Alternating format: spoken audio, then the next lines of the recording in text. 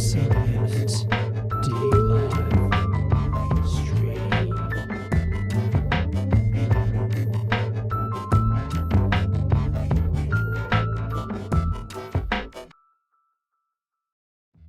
Well,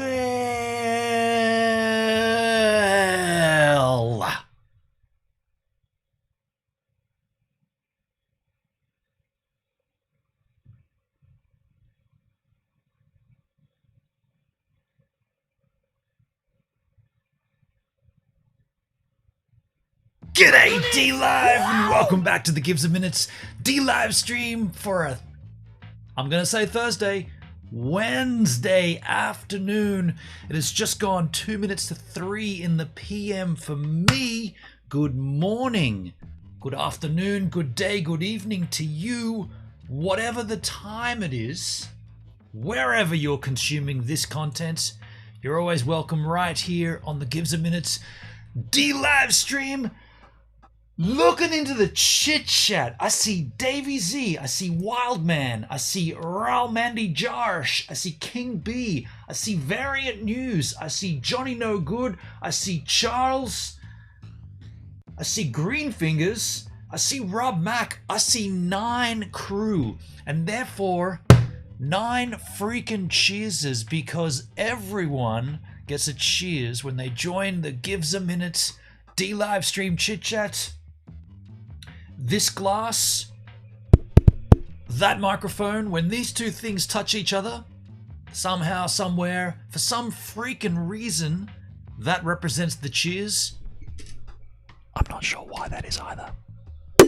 1, 2, 3, 4, 5, 6, 7, 8, 9 freaking cheeses. I gotta get a swig of this. Just got back from a 10k fitness walk. Punched as bro.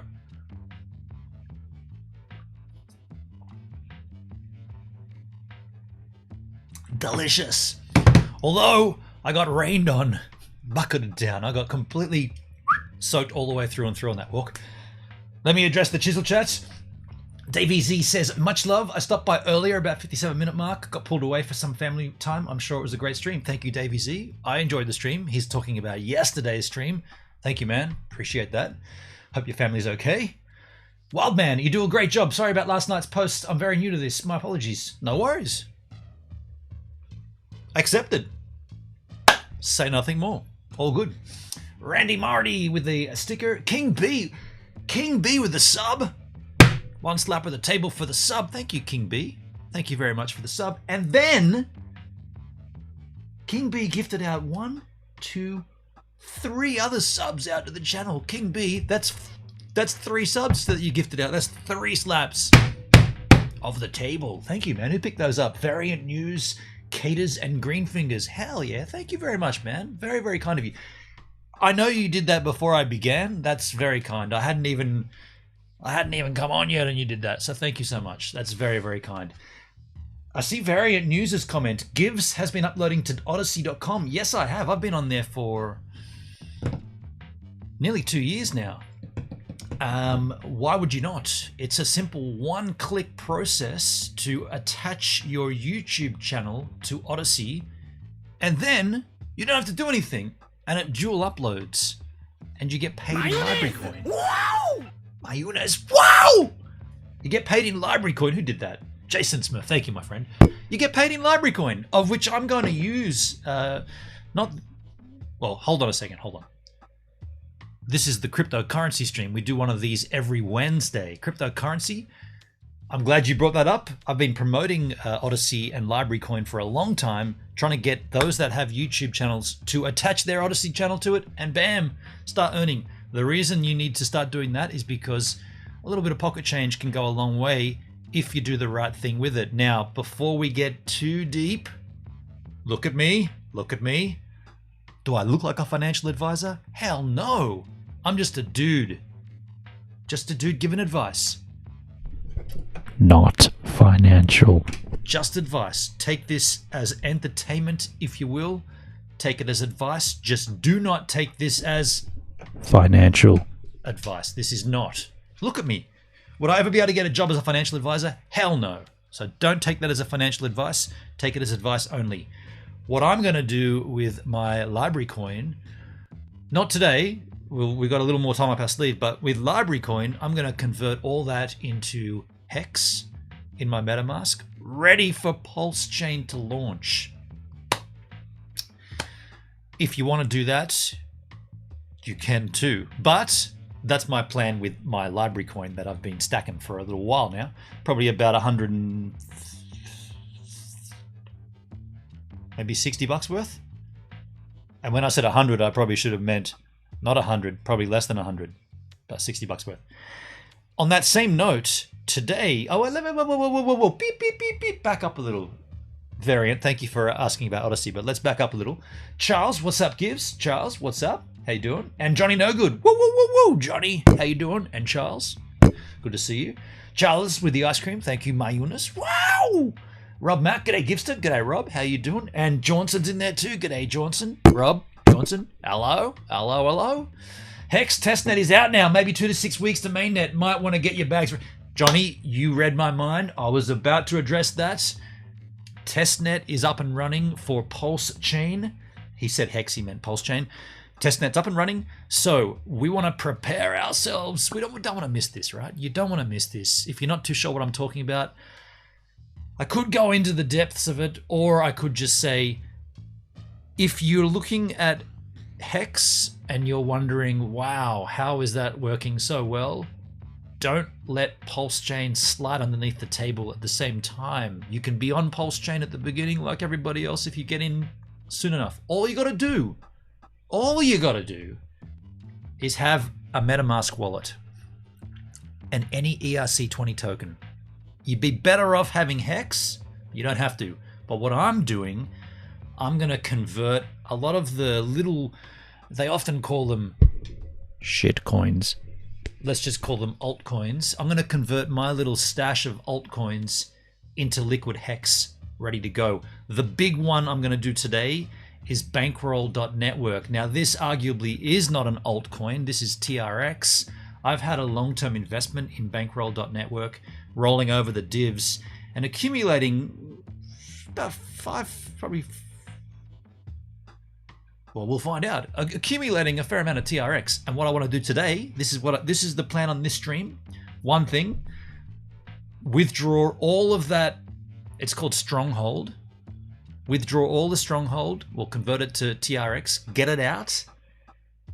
Get that into MetaMask as liquid Hex. I've already got about $300 worth of liquid Hex. I'm going to add to that today. If you're interested in seeing how this is done, maybe you've got some TRX. Maybe it's not in Bankroll.Network. Maybe it's in your Tronlink wallet and you're thinking, I hear this guy talk about this Pulse.Chain thing for quite a while now. Maybe you want to put a little down to it. Maybe you think just a little of my TRX. Me personally, I'm going all in on, I'm getting Bankroll.Network. You're done. You're out. It's all going into liquid Hex on MetaMask, ready for Pulse. For me, you don't have to do that, but that's what I'm going to do. Yo, Jason, how you doing, man? Hey, Gibbs. How you going, Jason? Good to see you, buddy. So that's the plan today. But of course, that won't take forever. I hope not. Last time we tried this last week, we messed up. I messed up. And there was a process we didn't follow. And, well, you need energy and you need bandwidth to do this. And so I've let my energy and bandwidth build up to the max. And I'm going to watch the tutorial, this little tutorial on the Bankroll.Network Stronghold page. We'll watch that again to make certain we're going to do it right. And then we'll do it one time. And we'll burn all that energy and we'll get that TRX together. We'll then we'll go to, yo, Johnny, where do you convert TRX to Hex again? We did it once before, didn't we? What did we do? We'll get to that. We'll get to that. That's the point of this stream. We're going to do it live. So if you want to play along and you want to get a little bit of Hex ready for a Pulse.Chain, please be with me, do with me, hang with me, and let's do it together. I'm gonna have a little swig of this first though. I'm drinking green tea. Apparently it's good to reduce the size of your prostate. My prostate is massive. And that's one of the things you don't want big. I'm trying to get rid of it by drinking this crap. Ugh. A little side note too, a little other side note. Aside from the green tea, I've been eating some different diet and I've been eating a lot of garlic, like raw garlic. just popping cloves or chopping it up and popping it down. And I'm not doing that anymore. The reason? I've been getting nausea from it. I've been getting dizzy in the head while sleeping because of too much garlic. You think I'm joking? Go and search it up. Excess raw garlic causes nausea. It's crazy. I'd never heard of it. I thought it was the after effects of the jab I had, but after effects of inhaling too much garlic. Inhaling? Digesting. Anyway, this is cryptocurrency. So we're going to do the Bankroll.Network, get that hex crap ready. But then, viewer request, the Dydx exchange and consequently protocol. We'll learn about that. We've got some videos. We'll take a look at that, and then we'll also take a couple of, I always take 3 videos to learn about something. This is the Every Bit Helps channel, Dydx exchange review. We'll take another one from this channel, Crypto Global 100, Dydx price prediction 2021. Then we'll also take this one here from Coins Up, Dydx massive news. That's September 27. This one is also from September 27, and this one should be, August, a little earlier from last year. And then I want to also look at Wrapped R. I saw this today on the Discord. There's a new token that they're promoting. So they normally promote R and KMD. Now there's Wrapped R, and apparently you can stake it. So I'm always interested in staking. It's like, sort of sits well with the way my mind works. I don't mind putting stuff down and waiting. You know, it's a good way to earn by waiting, right?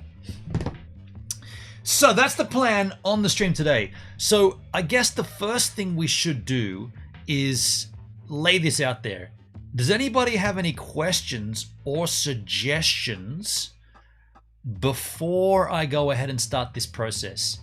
The Bankroll.Network, well, aside from Comptech, who I don't think is here today, is there anybody here who has been using Bankroll.Network and would maybe advise against what I'm going to do? I am aware of the 10% fee that you pay going in, and I'm aware of the 10% fee that you pay going out. That's why this Bankroll.Network is probably better long term. My original plan was to do this for 1 year. I guess we've probably been involved in a probably for about, well, let's work it out. November, December, January, February, March, April, May, June, July, August, September. Well, hold on a second. That can't be right.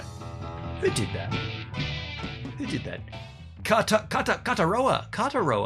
Kataroa. Thanks for following the Gives a Minute D-Live stream. Now, this makes you, got it, the latest giver right here on the channel. Now, why would this make you a giver?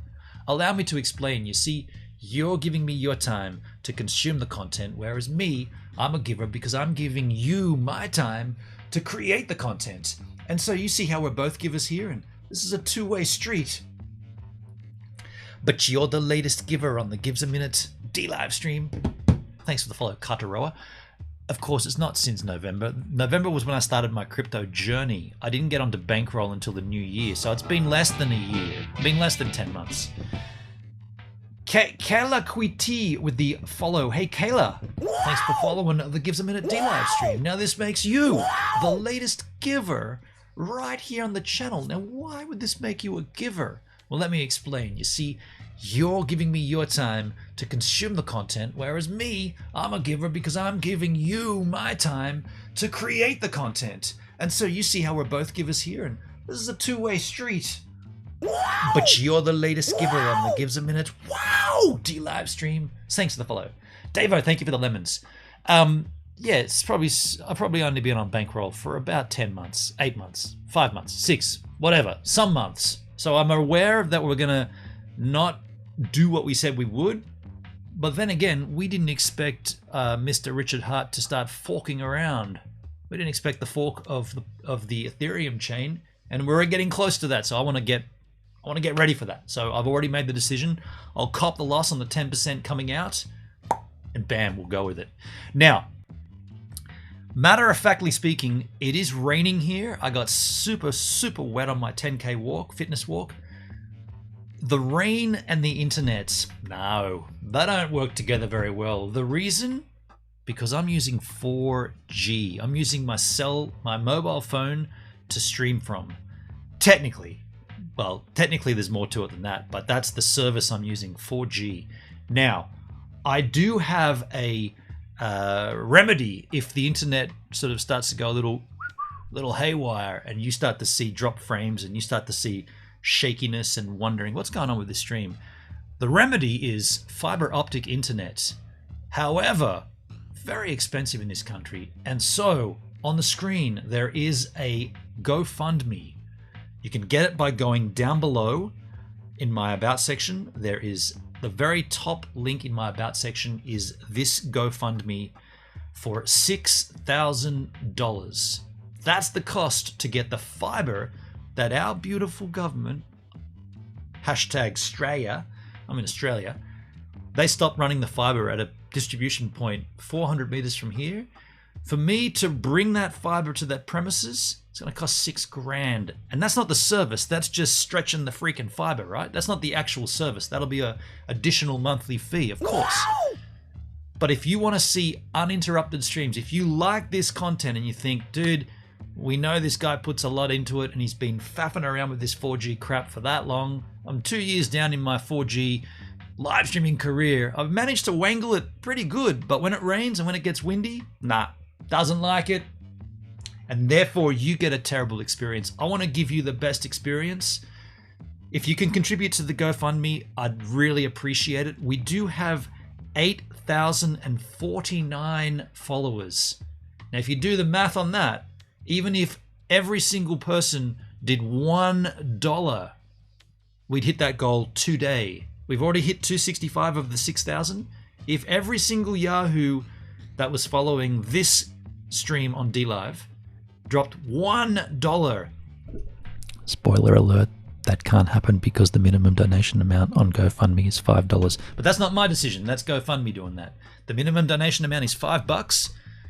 That probably works out even better. If less than the 8,049 followers dropped $5 each, we'd hit that goal. And just for shits and giggles, once we do hit that goal, I will take my hair, I will get a wow, I got a wow clippers, and I will shave my head bald, completely bald. Look at my hair. I got a lot of hair going on here. I will get rid of all of it for fiber optic internet. That's how dedicated I am to this streaming gig. If you're interested in helping me, down below, first thing in my about section, the GoFundMe. Click that little artist rendition of my big ugly bald head. That's an app called Baldify. Yeah, Baldify, I think. Yeah, click that thing, go to the GoFundMe, contribute whatever you can.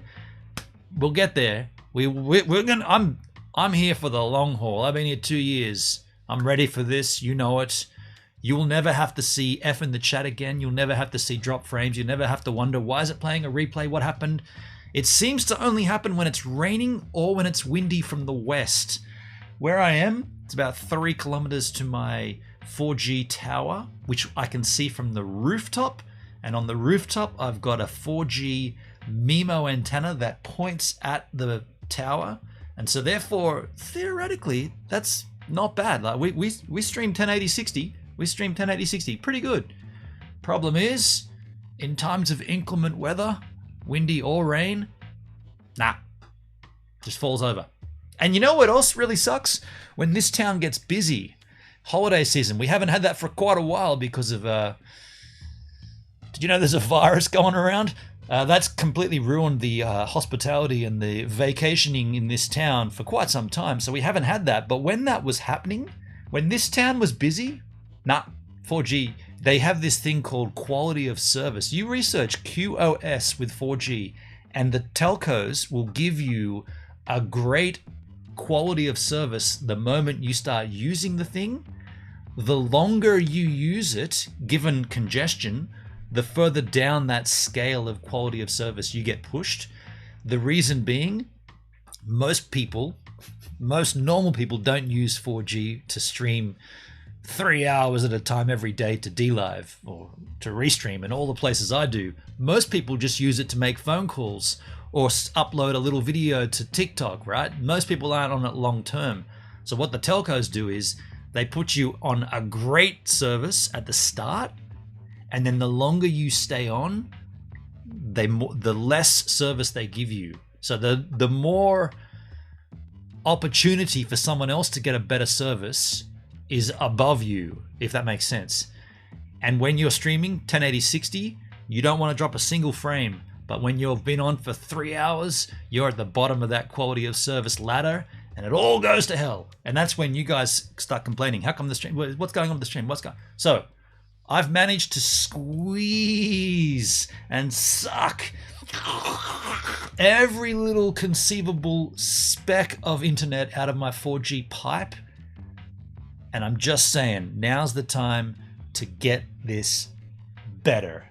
And fiber optic, it's on, right? It's a freaking beam of light. We all know that's the better solution. So if you can help me, down below, that's where it has to be done.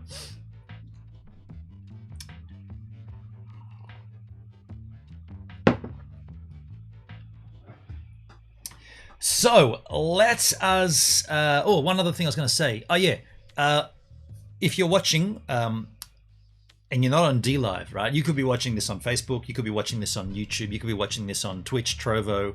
Where else do I stream to? Twitch and Trovo. I stopped doing Bitwave. Twitch, Trovo, Facebook, DLive. Hello DLive. And YouTube. So if you're watching on those platforms, I'm fine with you to do that because we'll let this run, being a cryptocurrency stream. I normally cut them off on the restreams, but cryptocurrency, these streams, they're important for everybody to see. If you want to learn, great. Thing is, if you want to converse with me, you want to have a chat, you got questions, the only place that I'm doing that is on DLive. And when I say doing that, I mean having the chat. I've got a chat here. I've seen the chat. I just want to tell you how it feels. I just want to tell you how it feels. Who did that? Mayonnaise! Wow! Rob Mack did that. Rob Mack, the diamond, the ice cream, and the lemon. Thank you very much for the triple freaking give, my friend. Cheers. Cheeses. Bees, is, cheese, is, needs, me's, is, leaves, keys, mean, things, is, wins, teas, leaves, me's, these, bees, mean, minds, water things. Thank you, Rob Mack. Now, what was your comment? Why do we do this? CG and I, every night, vegetables. Minds numbed by THC. I got my pen, my remote. I got my pen, CG, the remote. Laurel and Hardy's the best bet at 4 a.m. on a Friday Eve. No dreads about the working day after, though. I'm even doing the accent. Funny thing about weekends when you're unemployed, they don't mean quite so much, except you get to hang out with your working friends. We got a spaghetti western. I'm not reading this, by the way. This is all memory. We got a spaghetti western here on 36. I like spaghetti westerns. I like the way the boots are all reverbed out, walking across the hard wooden floors. In fact, everything's got that reverbed out quality.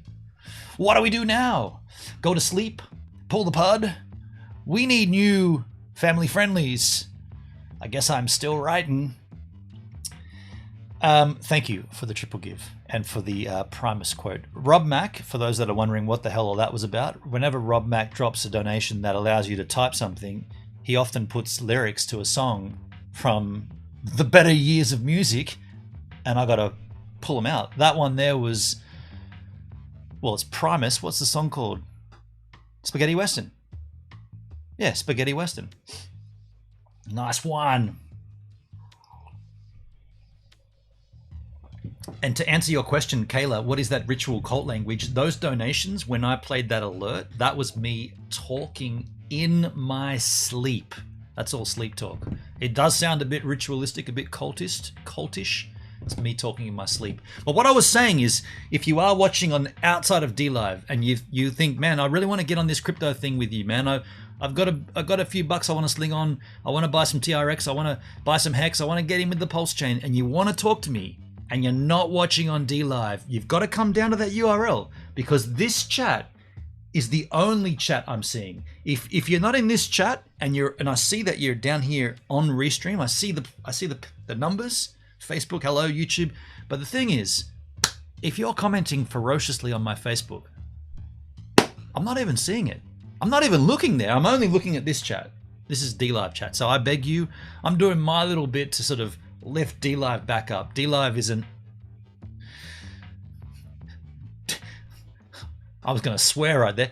D-Live is having a bit of a shocker for quite some time now. I'm trying to lift that microphone. I'm trying to do my best bit to lift things back up out of the gutter. D-Live is just gone down, down, down, down, down. I'm trying to do my bit to bring it up. Aside from that, I'm not looking at other chats. So please come on down, dlive.tv/givesaminute, and you can partake in the chisel chat with me. I like to get that out of the way up front. Now what I'm going to do, I am going to take a slight pause here. Am I going to get another one of these? No, I'm not. I don't want to drink any more of that. I'm going to take a quick pause here. I'm going to go to the bathroom. I'm going to take a slash, come back, and we'll go straight into Bankroll.Network, Stronghold. We'll take a look at the tutorial. We'll make certain we're doing this right this time. I want to withdraw that sucker and get it into my Metamask as Hex. So we'll take a quick break here, and what I'll do in the meantime is show you some surfing. We'll be right back. Welcome back to the super quick wave a day edit. I sucked. Today's my birthday. I had the worst surf I've had in a long time. Really sucked. You'd think you'd have a great one on your birthday. You'd think things would line up. They didn't. Conditions were difficult. Seems like it's better now, but when I was out there, it was real sucky, like lowest tide, suck you up, smack it on the sand, knock you around, and I got nothing worthy, like really nothing worthy. Really disappointed myself. I'm freezing cold. It's my birthday, I'm supposed to have a good surf. I didn't. I let you down, I let me down. What do you think?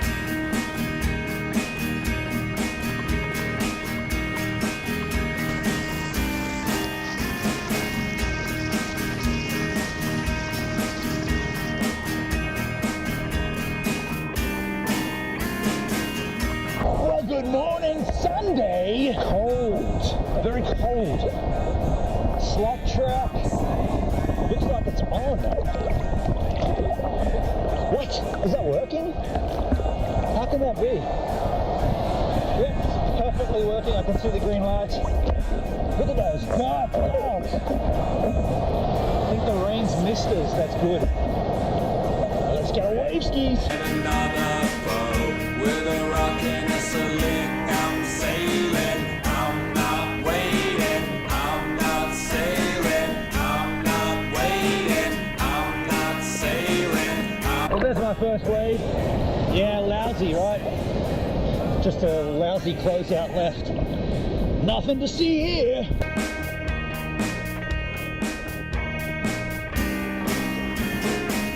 Sail to the moon, drive by the stars, rock to the sun. I'm sailing with a wind that counts. That might be my best wave here so far. We are 40 minutes in and I've got one okay ride. And when I say okay, I mean very loosely just okay. I'm sailing, I'm not waiting, I'm not sailing. Oh, there's a little right as well, a little right hand section. What does a fast blinking light on the flat track mean? It's like blink, blink, blink, blink, blink, blink. I'm not sailing, I'm not waiting, I'm not sailing, I'm not waiting.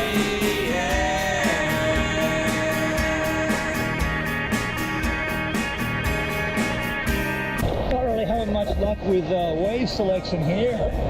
It's like everything's closing out and just thumping, sucking up, smacking on the sand. Not really having much birthday luck. Floating in a tum-tum, I'm sailing. At the end of the world, it's the end of your life. Till the end of time, I'm sailing. I'm not waiting, I'm not sailing, I'm not waiting. What do you say? What do you know? What do you do? I sucked, right? And by the way, today, the last day of a Wave a Day winter edition. This is the end of the project. 30 days of surfing for the winter, spread over the 3 months of winter. That's it, 30 days done. Look, I got FOMO here, watch this. Even these people are getting rides and I couldn't get anything. Really sucked. And I just spat on my jacket. You really suck today, dude. So while I sit down and think about how bad I sucked, you guys can go back to the live stream.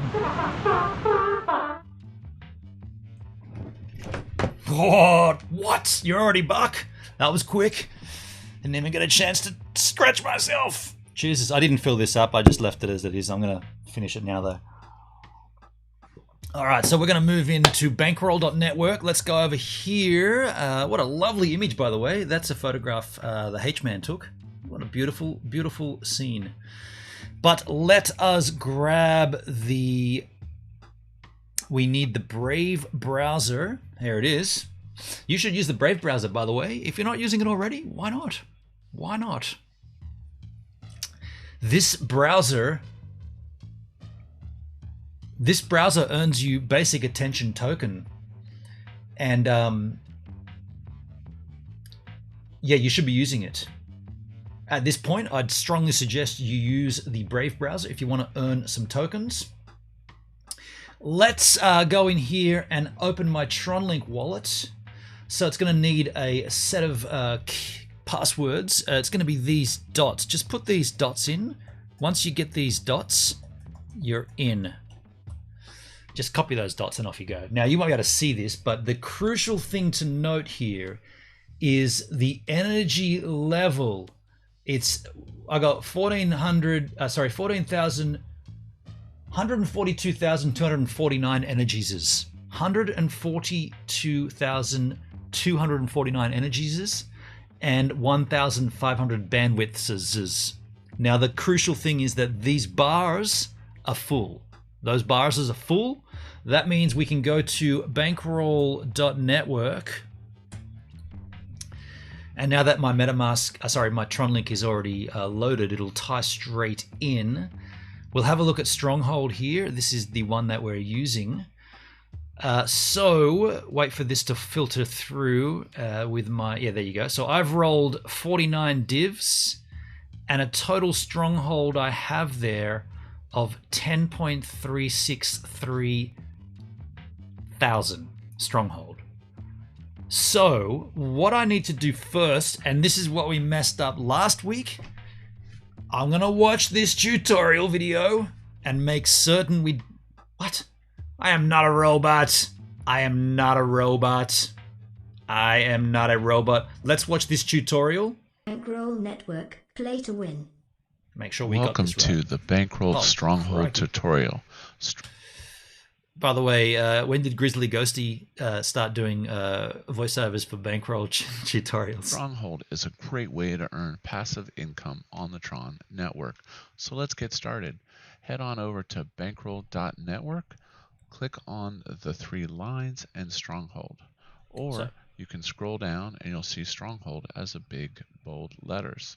So we're in now there that already. You've arrived over at the Stronghold main page, let's talk about what it is and how you can earn that passive income. Talk about it. Stronghold is a place where you provide liquidity to the banker ecosystem via TRX deposits, and you earn TRX rewards over time by holding the Stronghold. It's pretty simple, actually. So let's go over the interface. You have your buy box. This is where you purchase your Stronghold. Your sell box, this is how you withdraw your Stronghold. So that's what we're going to be doing today. We're going to be withdrawing my Stronghold. So we're going to be using this sell box, and we're going to be withdrawing this amount here. Johnny, Grizz has a much better voice and audio. He does, doesn't he? It sounds a little bit like him, though. A little bit. Very, very, very nice voice, though. The best voice on D-Live, for sure. Okay. Your total divs, total Stronghold, your stake percentage in the pool, your rolls, total withdrawals, total rolled, roll and withdrawal. So pretty straightforward. You have the transfer function as always, and you have the amount that you want to transfer, and then the actual transfer button. All the way at the bottom, you have the stats, the total number of players, the total supply of the Stronghold placeholder, the total rewards in TRX, the dividend pool, contract balance transactions. As always, the buy, sell, rewards, and leaderboard. Now, let's talk about the tokenomics. Bankroll Stronghold is pegged 1-to-1 to Banker Swap, meaning the liquidity is pegged 1-to-1. Okay? There's a 10% fee in and out. And you're like, well, why would I pay 10% in and out? Well, this is the basis of network activity, which And this is why we don't transact so many times on allows this for network. those passive dividends to come in. 4% of the 10% is paid instantly to all the Stronghold owners as TRX dividends. 4% goes to the dividend drip, so you get drip rewards, and 2% is locked in liquidity. So when people come in and out of Stronghold, it actually reinforces the liquidity of the Banker token. As an added bonus, as a holder of Stronghold, the Banker farms 25% of the Banker goes to the Stronghold players in the form of liquidity, and additional 25% is further locked into more liquidity. So as you can see, Stronghold is really an essential part of the Bankroll ecosystem in the sense that it helps support the price of Banker with network activity, and it's tied into farms. So you're always getting TRX dividends, and you're getting TRX dividends in and out. So let's go ahead and set up an account. I created a fresh wallet so that we can demonstrate. It's pretty easy. I just simply go to the buy box. I'll put in 1000 TRX. Let's make sure. Got the funds. I hit buy. That gets me 190 Stronghold. Now, keep in mind, there's a 10% fee in and a 10% fee out. And boom, my divs are dripping already. Okay?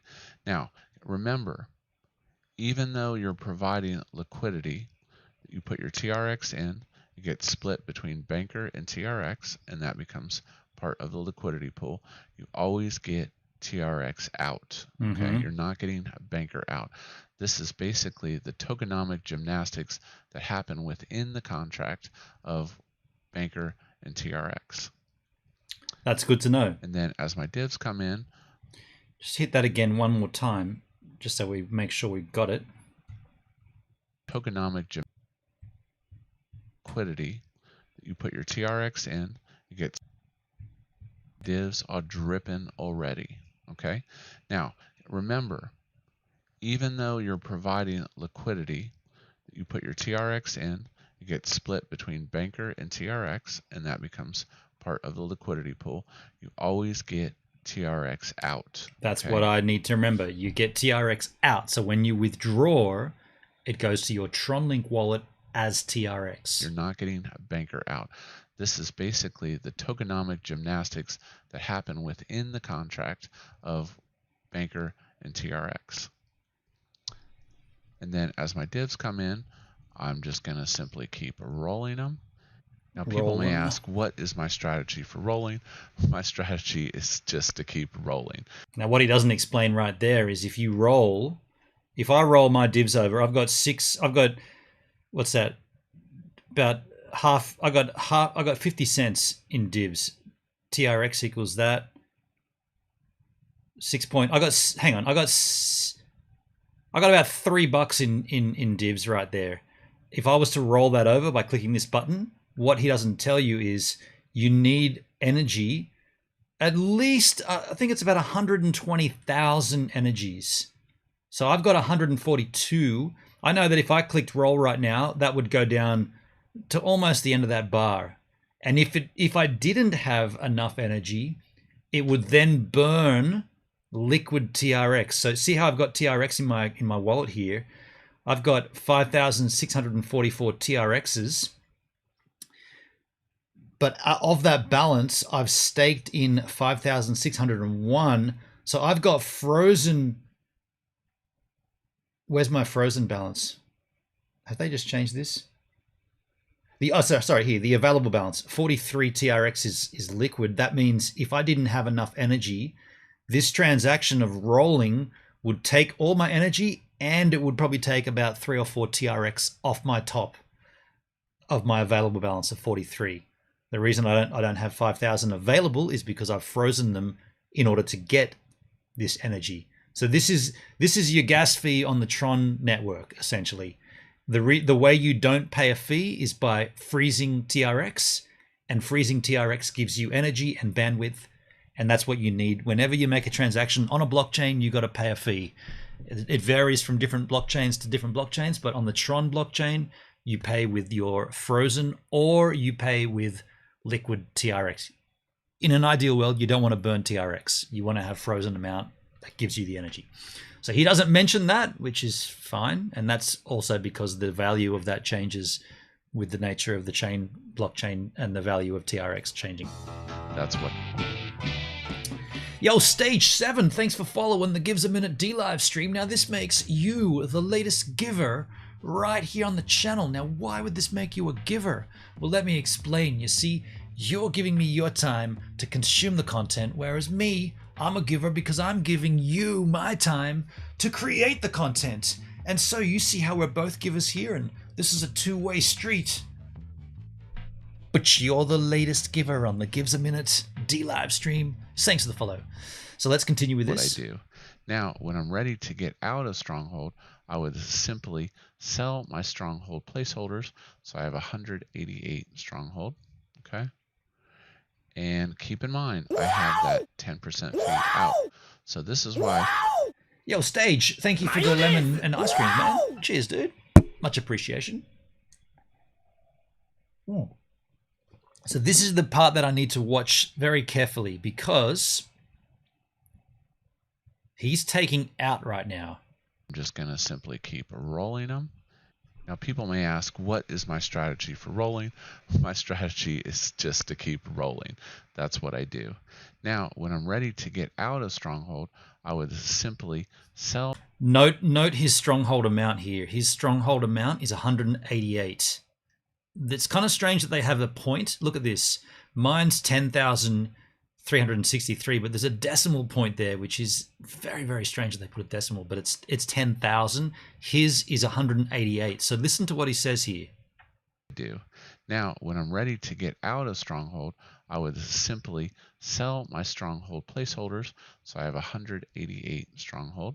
Okay. And keep in mind, I have that 10% fee out. So this is why when you're getting into Stronghold, you probably want to hold a minimum of 90 to 120 days. So if you wanted to get out of Stronghold, you'd simply go over here to sell. I'll just do a demonstration. I'll sell 10. I'll hit sell. Okay. That will show up as divs over here. They do not automatically go to your wallet. And then you simply hit withdraw, and it would withdraw the divs to my wallet. And I'm assuming he didn't factor in 10% of the 188. I'm wondering if you have to factor in, or I'm wondering if the 10% comes out when you withdraw it. Selling Stronghold, it's got to be withdrawing because that's coming in and going out. Yeah, so I was just wondering about that because I'm going to go ahead and do sell 10,363, and I was wondering whether I should take off 10% of that. But that's not actually getting out. The getting out is when you hit the withdraw, and I reckon that's when you lose the 10% to the network. Not to the network, to the stakers. That's my thoughts, I guess. If anybody has any other suggestions, let me know. Let's just go back and watch that one more time, just to be clear. Stronghold. That's what I do. Now, when I'm ready to get out of Stronghold, I would simply sell my Stronghold placeholders. So I have 188 Stronghold. Okay. And keep in mind, I have that 10% fee out. So this is why when you're getting into Stronghold, you probably want to hold a minimum of 90 to 120 days. So if you wanted to get out of Stronghold, you'd simply go over here to sell. I'll just do a demonstration. I'll sell 10. I'll hit sell. Okay. That will show up as divs over here. They do not automatically go to your wallet. And then you simply hit withdraw, and it would withdraw the divs to my wallet. Okay. Now, that's not smart. You want to hold your Stronghold obviously, so that you can cover your fees in and out. And you want to keep compounding those gains. So when Banker price goes up or Tron price goes up, your Stronghold divs can increase. That's it. It's Makes sense. Awesome comp. I will just search through the comments just to see if anybody else talks about from the 10%. Well, there's only 8 comments here. Can you withdraw daily from Stronghold? Yes, you can, but you know, would you want to?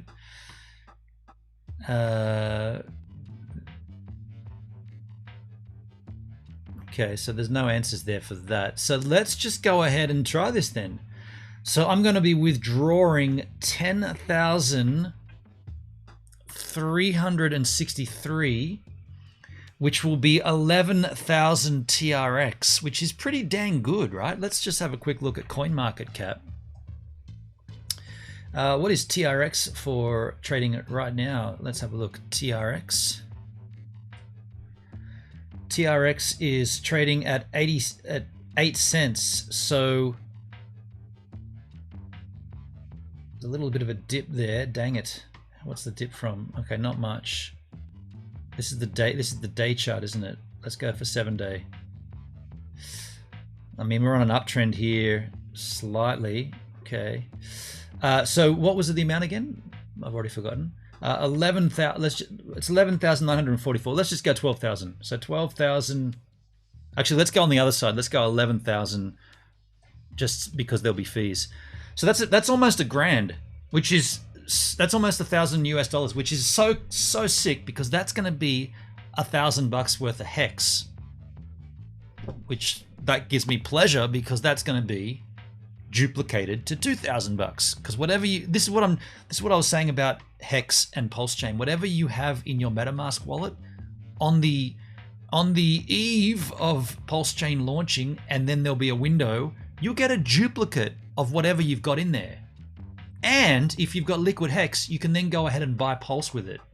So that's what I'm trying to get all of my assets as liquid Hex in MetaMask, and that's why we're doing this today. So it's going to get me just under $1,000, including fees and whatnot. So let's do this. So I'm going to sell this. This is going to give, and by the way, let's keep an eye on the energy levels here, because I'm feeling it'll take energy here, and then it's going to ask for it again when we withdraw. So let's just see what happens here. So sell the 10,363. Just making sure that's correct. That's not one. That's 10. So let's sell it. This is going to bring up a request signature. Oh, it's done it already. There you go. You can track your transaction below. Let's take a look at the Tron scan in a separate window.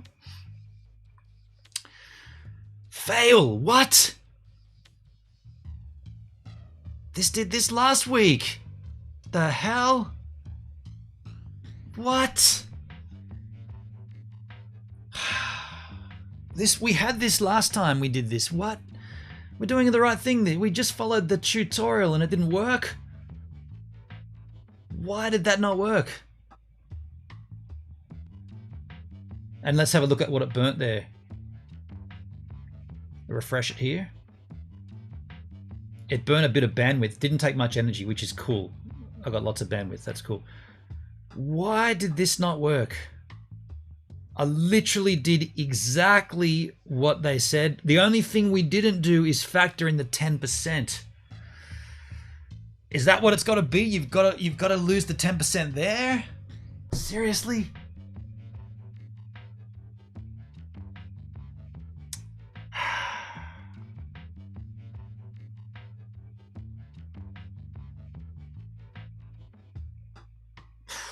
This kind of stuff really annoys me, because the only thing that we didn't do is take 10% off. But then again, he put in 188 originally. When he went ahead and did that in his video, he had 188, and then he changed it to 10 for a demonstration. I want to read about this. This has to be done today, right? Oh, let's just go straight to it. Okay, so then what's 10% of... Super annoying. What's 10% of 10,363? My math is crap.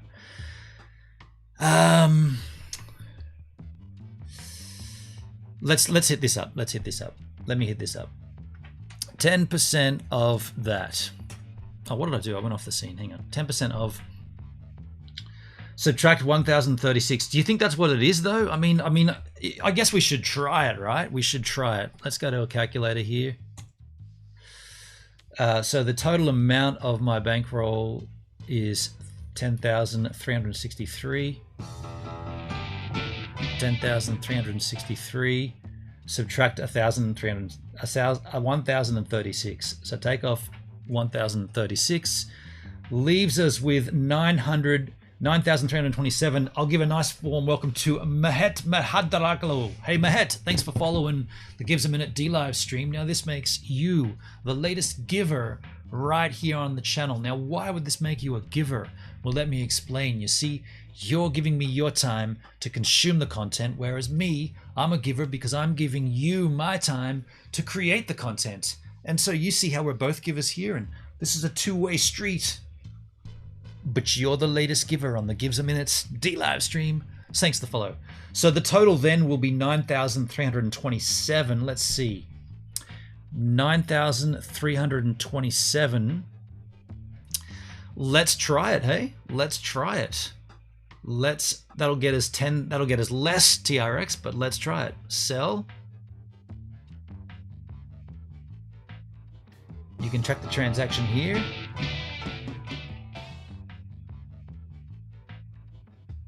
Transaction success. You see?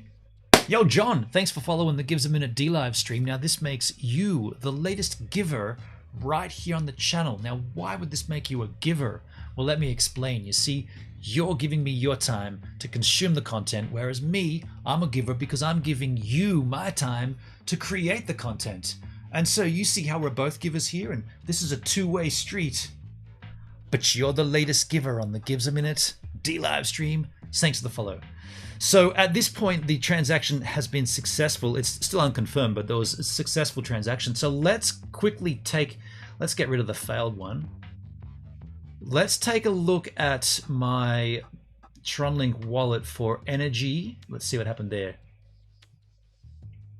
Okay, so we didn't burn quite as much as I thought in energy. Now, if we go back to my Stronghold, this divs will bump. Oh, it already has. So there's 920 US dollars there. And there's that little Stronghold. There's $100 worth of Stronghold, which I can never get out. Damn, that's... So here's the thing, right? Here's the thing with Bankroll. You can never... You don't lose 10%, you have to leave 10% in. That sucks!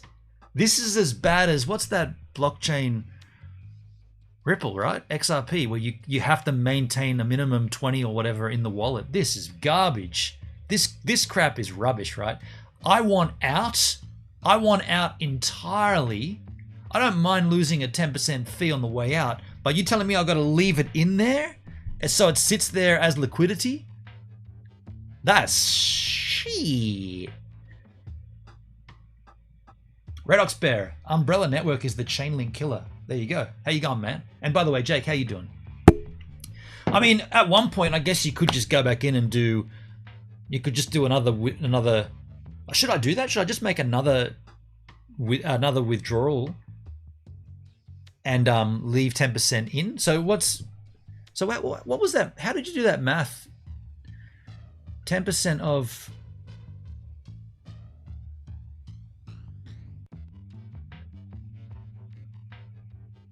Johnny, how did you do that? What? Hang on a sec. 10% of...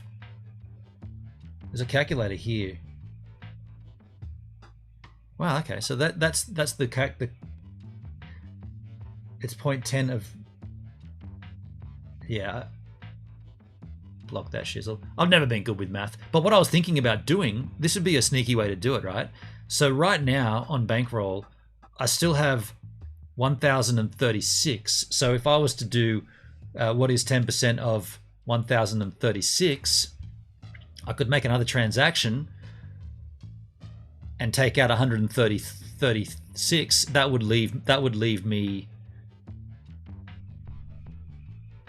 I mean, that's bringing it down each time, right? Of course, you're going to pay in the bankroll and in the energy and stuff, but that's $100, right? That's $100 sitting in bankroll, or that's $100 that could be as liquid hex in my MetaMask. I know where I'd rather have the $100, and it's not on Bankroll.Network. So you just, to do that math, you just did 0.10%, 0.10 times 136. It's 103, right? Okay. So should we try? I'm gonna try selling 103 here. See what happens.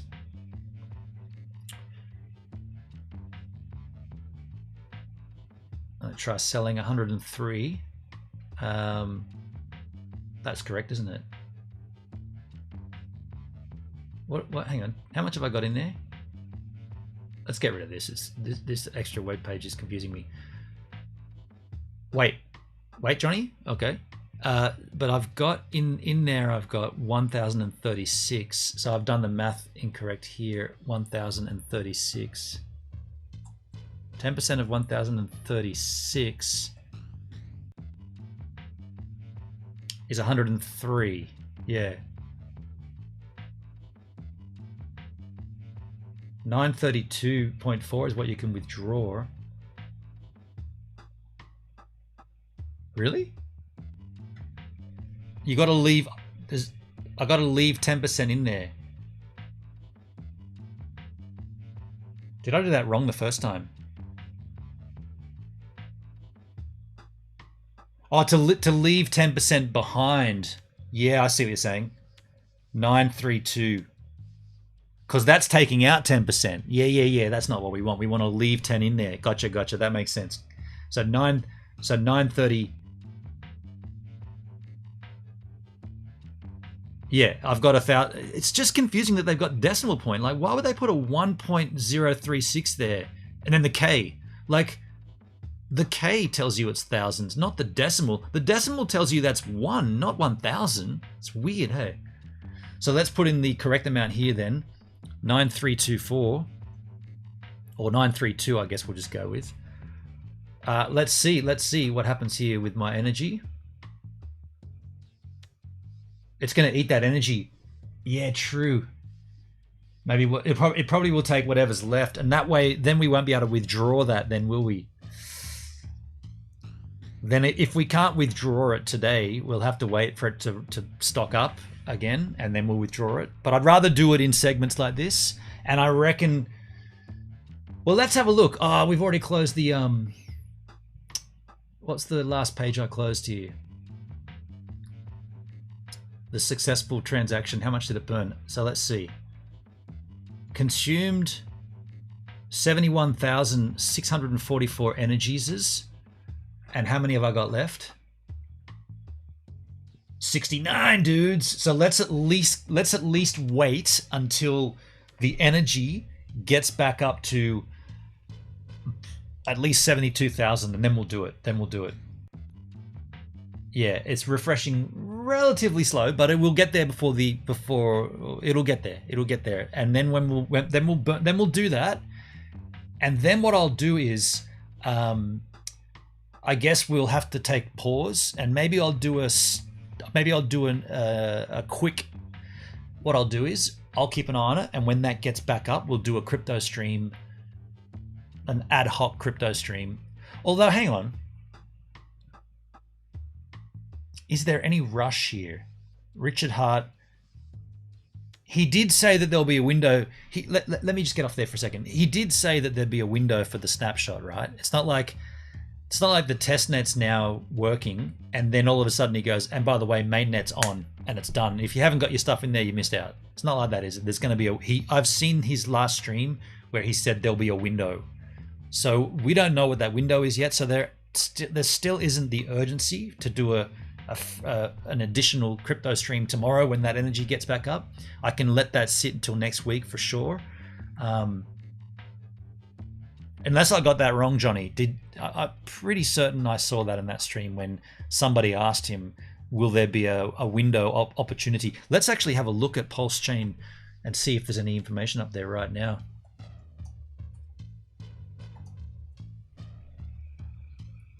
I'm guessing you have about 1 to 14 days of testnet before that copy snapshot, at least, yeah. So there's nothing on here right now, is there? No, this hasn't changed.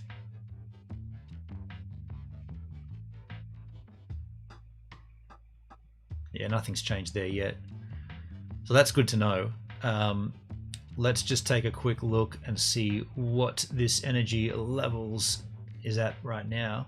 We're waiting for at least 72,000. Okay, so what we'll do is we'll come back to that. We'll leave that up there. So when did the testnet launch? Do you know the date that it launched? If you predict or guess roughly, we got at least 2 weeks minimum. When did it launch, the testnet? I heard it's been at least 4 days now, 4 or 5 days, right? Although the other thing to note is the price of Hex is pretty low right now. It could be worth doing just because of the price of Hex, right? Yeah, it's at 41 cents. So we've seen it up to like 49 cents. So it could be worth doing right now and just copping the loss. Nah.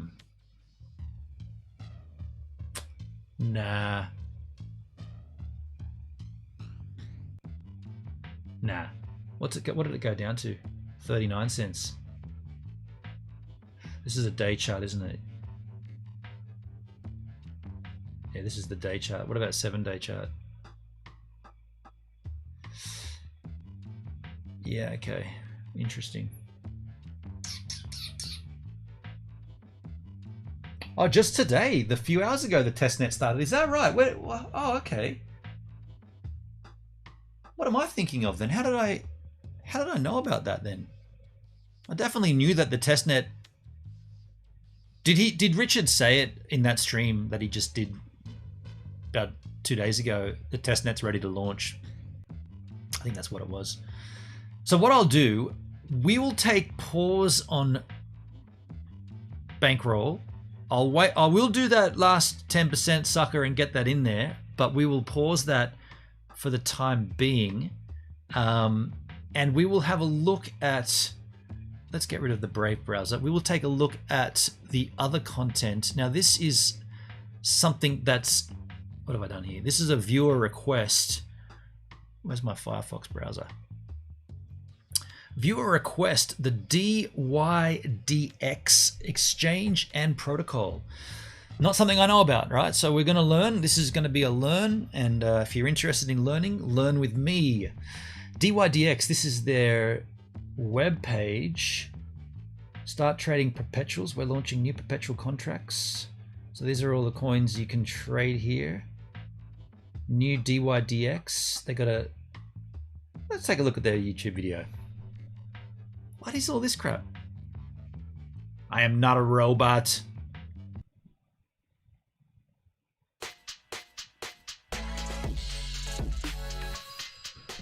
Gain leverage. Instantly increase buying power. All the dangerous things. Leverage trading. Get wrecked.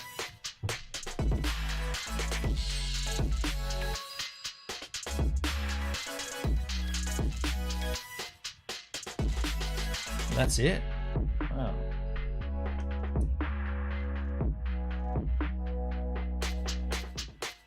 Looks nice. Looks clean, huh?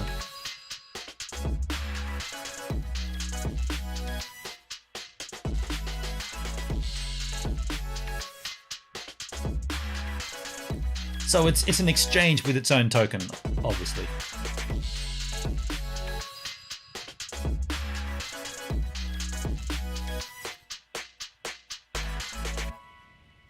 I mean, it looks slick, looks sweet. That's their website, that's their video. Let's take a look at some other content creators that have discussed this already. Now, this one goes back to last year. So this was before it's changed. In this video, I'm going to show you how you can trade What? Did I just mute it? Sorry. assets with a decentralized exchange, Dydx. She's British. Every bit helps. I really hope you enjoyed this video today, and if you do, then please give me a like, hit the Give subscribe me a button, like. and share if you feel that others may benefit. Also, please do head over to my website at everybithelps.co.uk for more tips, reviews, and step-by-step guides. Guides. Dydx is a decentralized exchange for margin trading, where users can trade, borrow, and lend any supported asset. With Dydx, you remain in control of your funds at all times. There are no central intermediaries which hold your private keys, and your funds are secured by smart contracts at all times when they're on Dydx. That's interesting. I mean, forget the crazy accent. That's intriguing. The company was formed in 2017 by Antonio Giuliano, an ex-Coinbase and Uber software engineer, and first launched the platform in 2019. Their unique blend of DEX, lending, and derivatives has built a strong foundation. And this has led Dydx to be one of the most popular decentralized margin trading platforms, with its first peak of over 150,000 ETH, worth over 30 million at the time, locked up in its smart contracts in November 2019. And it's now steadily reaching close to $40 million. Dydx users can trade between ETH, DAI, and USDC. Plus, Bitcoin trading is now live on Dydx with up to 10 times leverage with perpetual contracts. However, unfortunately, this is not available in the US. The platform's features are basic trading between three simple assets, being ETH, DAI, and USDC, lending assets to collect interest, and two types of margin trading, isolated and cross-margin trading. Though these are simple tools for the veteran trader, they're a huge leap forward for DeFi. And they also have plans to expand past these three basic crypto assets that are currently available on the platform. So how does Dydx work? Well, instead of individual borrowers and lenders making and accepting loan offers, everyone interacts in one global lending pool. Each asset has its own lending pool managed by smart contracts. So withdrawing, borrowing, and lending can happen at any time without the need to wait for matches or sufficient capital. And the interaction between borrowers and lenders, demand and supply, determine the interest rates of each asset. And as with nearly all DeFi products, Dydx requires only an Ethereum wallet such as the likes of Metamask, Coinbase Wallet, or Wallet Connect. Or you can also connect up a hardware wallet such as a Ledger or a Trezor via Metamask, which I'm going to be doing today. So let's take a look at the Dydx platform now, and I'll pop a link in the summary below for it. And we'll take a look at trading first. So with Dydx, there's three different trading types available, which are spot, margin, and perpetuals. Within spot, there are three spot markets, and these are ETH to DAI, ETH to USDC, and DAI to USDC. Once you're on the spot I'd imagine that's changed since this launched. tab, you can trade freely using market, limit, and stop orders. And I'll take us through an example of that in a moment. But as you can see, the exchange has a sleek design and similar look and feel to any centralized exchange, such as the likes of Coinbase Pro or the blockchain exchange. Next, we have margin. And again, margin trading uses the same spot markets, but this time with up to 5 times leverage. And you can choose from either isolated or cross mode. So isolated is where it assigns a specific amount of an asset margin, whereas cross utilizes all positive balances in your Dydx margin account as margin. Then finally, we have perpetuals. So with the perpetual contract markets, it allows up to 10 times leverage on synthetic assets with no expiry. And as I said earlier, that A lot of this is beyond my scope, right? Like, I'm not too sure what she's talking about, right? I mean, I understand roughly what leverage is. I understand you shouldn't do it. You're going to lose. But yeah, these ideas of like 20 times leveraging and whatnot, they're just to trap you, to get you to put your money down, right? it's currently just the Bitcoin to USD market, However, there are markets coming soon. Now I'm going to take us through a spot trade. Go on then. However, if you are interested in finding out more about margin and perpetuals, then please let me know, and I could always create further content in the future. That'd be So lovely. the first thing you'll need to do is connect up your wallet, Jolly good. Connect the wallet then, love. Go on. which you can do by clicking on this blue icon here. And you'll then be prompted to select your wallet from the likes of Metamask, Coinbase Wallet, Ledger or Wallet Connect. And once connected, it will then show you any spot account balances that you may have in the top section here. Then once you've deposited some funds to trade with, you'll see that it's very similar to any kind of centralized exchange. So you have your 3 different order types, which are market, limit, and stop orders. So if, for example, you're creating a market order where your order will execute immediately at the current price, you'll select market. Then you can either choose from buy or sell at the top here. Johnny, leverage is very dangerous. Most lose everything on leverage. Spot trading is volatile enough. I understand that, and I, just from my knowledge and from my one experience with day trading and using leverage. So there's the app Stormgain. I don't know if you're familiar with Stormgain. Essentially, it's a decentralized exchange like this. Is it decentralized? I'm not. It might not be decentralized. Either way, they give you. There's a miner on the app, and you can mine Bitcoin in 4-hour blocks. And the idea is that once you've mined $10 worth of Bitcoin using their app, you can then trade that. So you can't withdraw it, but you can trade it. And any percentage gains that you earn, you're then free to withdraw off the site, off the exchange. And so what I did was I mined my. You just got to press. It's pretty simple. You just got to. It's like Pi Network and B Network on your phone. You just press this button every 4 hours, and it keeps mining.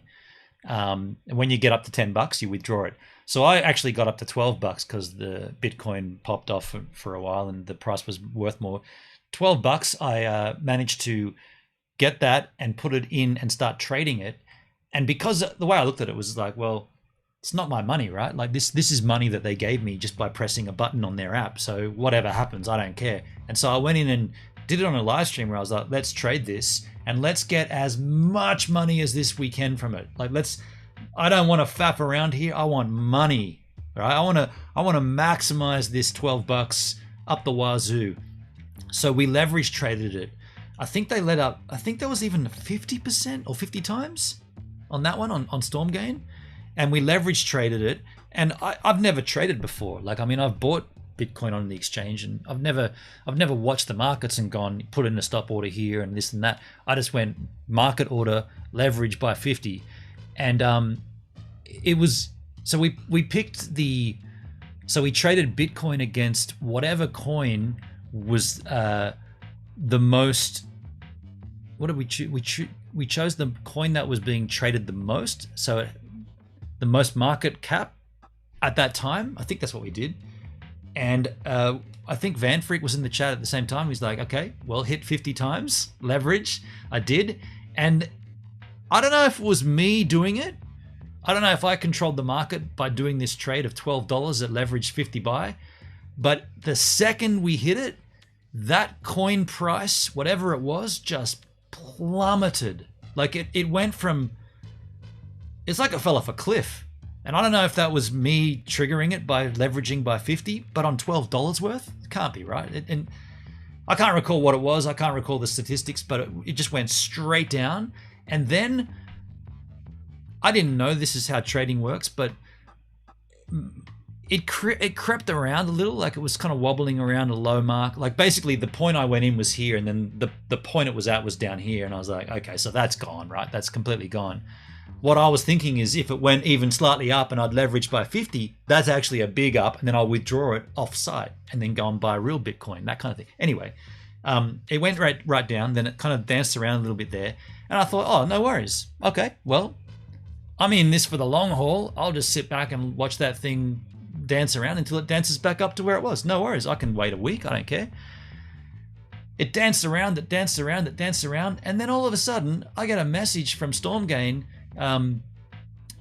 You've lost, your account is in arrears so far, for so long. we closed the trade. So I was like, that's how that works? So if you get wrecked so far for a certain amount of time, they just close the trade on you. I was like, well, I don't care if it's wrecked. Let it wreck. As long as it unwrecks at some point, could be a year from now, I don't care. They closed it on me. Yeah. So in the chat, gives a minute. It's awesome to see you. How you doing, my friend? Dydx Wolf, how you doing, Dydx? I'm doing well, man. Welcome to Leverage Trading Gives. 50 times is insane.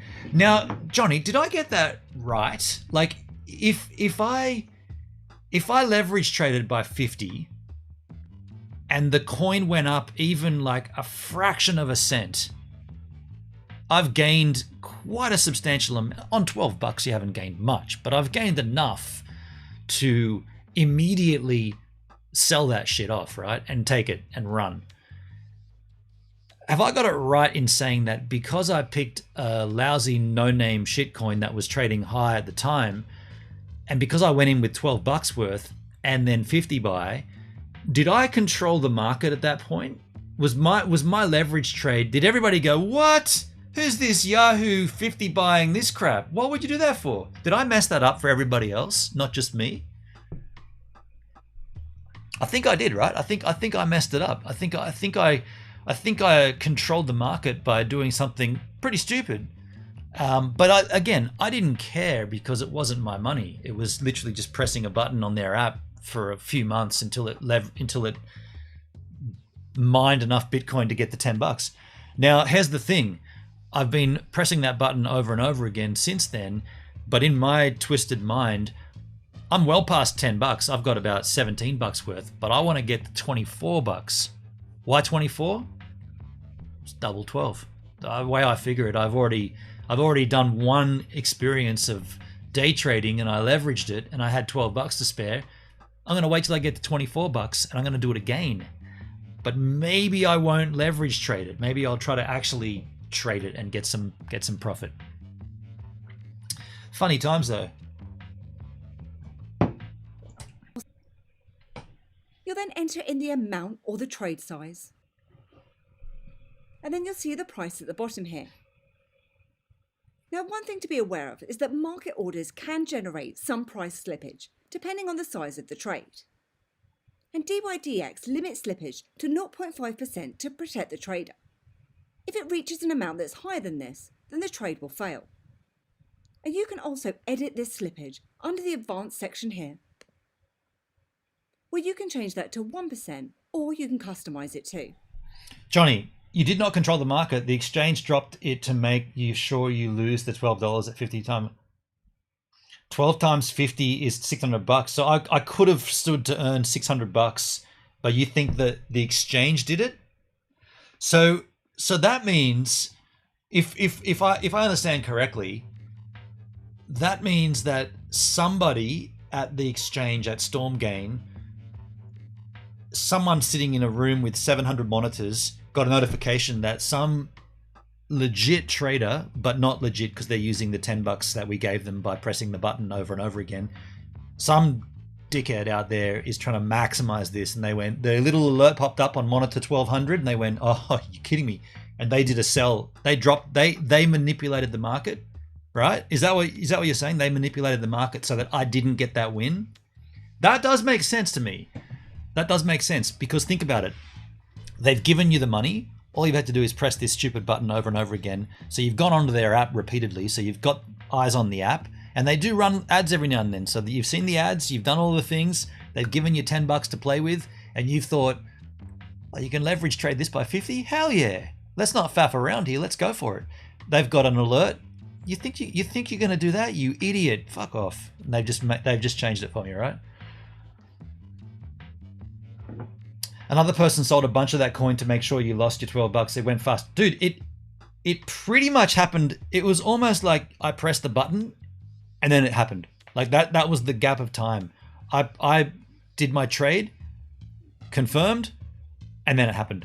That was like about half a second of time where it just... So it's like someone had a limit order or something in at that point, right? So, I mean, at that particular juncture, would it be advisable next time I have this money, which is going to be $24, to trade it no leverage, just trade it, straight up trade, or should I trade with leverage, but a more reasonable amount, like 1 times or 2 times? The way I see it though is if they've, like, it's kind of like a catch-22. It's like, it's not my money. I don't really care. It's more for the experience. But the experience I had, and we did it live on the stream, so everybody else got to see it. The experience that I had doing that was basically, this is not how it works. That the outcome of my trial was that that's not how you do it. Like, if you do that and you did it with $10 that wasn't yours, imagine doing it with $100 that was yours. You've just lost it. Yeah, you stand to win a lot if you get it right, but realistically, how many times are you going to get it right? I don't know. The very first time I tried it, I got it wrong. So don't leverage trade at all. Highly manipulative. Cash out and buy yourself a pizza.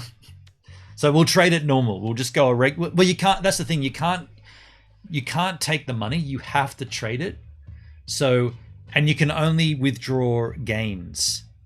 So you get this money on their exchange by pressing this button. Then it comes time to using it, and if whatever you gain by trading it, you can then take off. So yeah, that's how we're going to do it. Then just in terms of trading fees. Now, it did used to be free to trade, but with the increased gas fees, it was costing the company too much money. So they've introduced a maker-taker fee model. That's and because to it's minimise using transaction Ethereum. Costs, Dydx are also implementing higher fees for smaller orders. So there'll be 0% fees on the maker side to encourage users to open limit orders on the order book. Then for taker orders that have an amount of more or equal to 20 ETH, you'll pay 0.15%. And anything less than 0.15? this amount will be What is naught? 0. Naught. That's like ye olde words, isn't it? Naught. at 1%, with a minimum order size of 4 ETH. And these fees implemented on Dydx will be used to cover transaction expenses, earn revenue, and incentivize more liquidity. And as you can see here, my fee is at 0.15%, and that's because I'm at 20 ETH. However, if I was to decrease this amount, It's going to trade you'll 20 see here ETH. this is then classed as a small order and at 1%. 15 ETH is considered a small. I mean, this was only 2020. What was ETH worth back then? And if you wanted to go ahead, you can then place your order. But next, let's take a look at lending and how we can earn interest on Dydx. She didn't place So the if we head order. over to balances, Chicken. by depositing crypto into your Dydx account, you'll earn interest every second without having to perform any maintenance or worry about who you are lending to. Huh. The interest you earn is paid by other users who are borrowing the same asset. To get started with lending, you'll need your crypto wallet, some ETH to pay for the transaction fees, and any amount of the supported crypto assets, which is either ETH, DAI, or USDC. So it's decentralized, but you keep your coins on their exchange? And you can always check out the current interest rate that you would earn on an asset on the markets page under supply APR. On Dydx, you can deposit and earn interest on any amount, including tiny fractions. So to deposit your funds, you'll want to connect up your wallet by using that blue Connect wallet icon if you haven't already connected. Then ensure you're on that Balances tab and click on to deposit. And for DAI and USDC, you'll first need to enable them before you can earn interest with them on Dydx. This is a process you only have to go through the first time you try and deposit each asset. And although Dydx pay all the gas fees for trading, you'll need ETH to perform actions on Dydx like depositing or withdrawing. Now, due to the current gas fees, I'm not going to go through with this deposit. But once it's all gone through, you're automatically earning interest on your deposit. Go on. Just remember though, you can always deposit more assets or withdraw your current deposited assets at any time. Then next up, let's take a look at borrowing. So when you deposit an asset, your asset gets deposited into the corresponding lending pool, where borrowers can then borrow that same asset. And this model allows borrowers and lenders on Dydx. So this is where you get stuck, right? If you're starting to borrow money on an exchange to trade, and heavens above if you leverage trade it, then you've spent money you've just borrowed. So you don't even, at least the $10 I leverage traded was not mine. Well, it was mine, but you know what I'm saying. Like these guys are borrowing money on the exchange to trade on the exchange. This is a recipe for disaster, surely, for most people. To deposit and withdraw assets at the same time. And under the Outstanding section, you'll see a list of any current borrows that you may have. To borrow an asset, simply click onto the asset that you'd like to borrow under Borrow Assets. See, this is where this looks like you get so far down in the hole and you think, well, I can borrow more. And then you keep getting down in the hole and then it's all over, right? I wouldn't mind lending the money, but I wouldn't be borrowing the money. Hell no. Now, when deciding how much you want to borrow, make sure you check the interest rate or APR and the account collateralization. And the account collateralization is the ratio of your account's collateral value or your positive balances to borrowed value or your negative balances. Oh, wow. And all accounts must maintain a collateral ratio of 115%. Accounts that drop below this will be... No one can give more than 100%. By definition, that is the most anyone can give. Charles, good night, Gives. And Givers got to get up in 6 hours, make the money old-fashioned way. No worries, Charles. Thanks for being here, man. Have a good slumber. Catch those Z's. Be automatically liquidated. So the amount field is obviously how much you'd like to borrow. And as you type this in, you'll see that other fields on the screen will then change to reflect the amount that you've put in. ETH at that point was $344. The asset that you'd like to deposit, you'll then be able to click onto the Borrow button at the bottom here. So once that's then confirmed and you've paid your gas fees again, this will then show under your outstanding borrows. So that was my run through of how you can trade, lend and borrow with Dydx. Well, there you go. And I hope Now, you enjoyed this video today. We always take a second and third video, so this one here is more recent. In fact, it's from yesterday or 2 days ago. Dydx. So what she didn't mention is they have their own token, obviously. Dydx price prediction. Let's have a look at this sizzle. Hello guys, welcome back to the channel Crypto Global 100. A lot of questions about the Dydx, where to buy again. Okay, a lot of people have missed the entries. So for those who have missed the Dydx entries, for those Johnny, no good. Lose money even faster. Borrow the crypto, then leverage it. Every level of suck.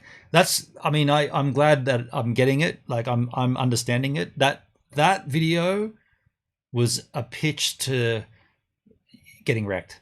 For sure. I would never, ever, ever do what she was saying to do. The fact that you can do it, fine. I'd rather be the one supplying the coin, not borrowing the coin. Wow. Disaster.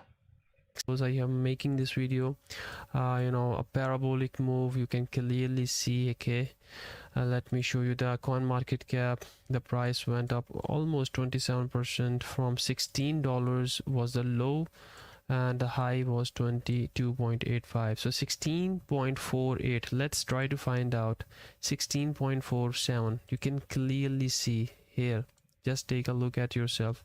So this is the low, okay, and the technical analysis is also pointing out that the support level is at 16.47, and on the coin market cap you can see it is 16.48 as well. So first time comparing the two values of coin market cap as well as the tradingview.com. So if you have missed the entries, okay, I think I gotta just pause for a second and get a jumper, a sweater. It's a little cold here. Let me just go back smashing here. The support level is at 16.47, and on the coin market cap you can see it is 16.48 as well. So first time comparing the two values of coin market cap as well as the tradingview.com.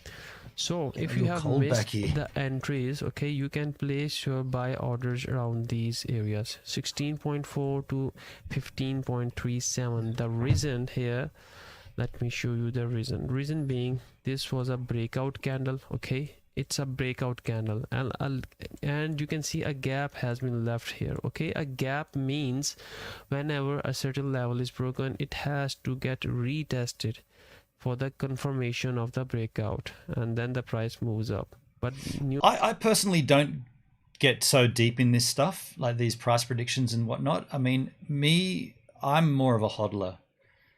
You can analyze this and that, but what I see ultimately, if you had bought it way back when, you're still good.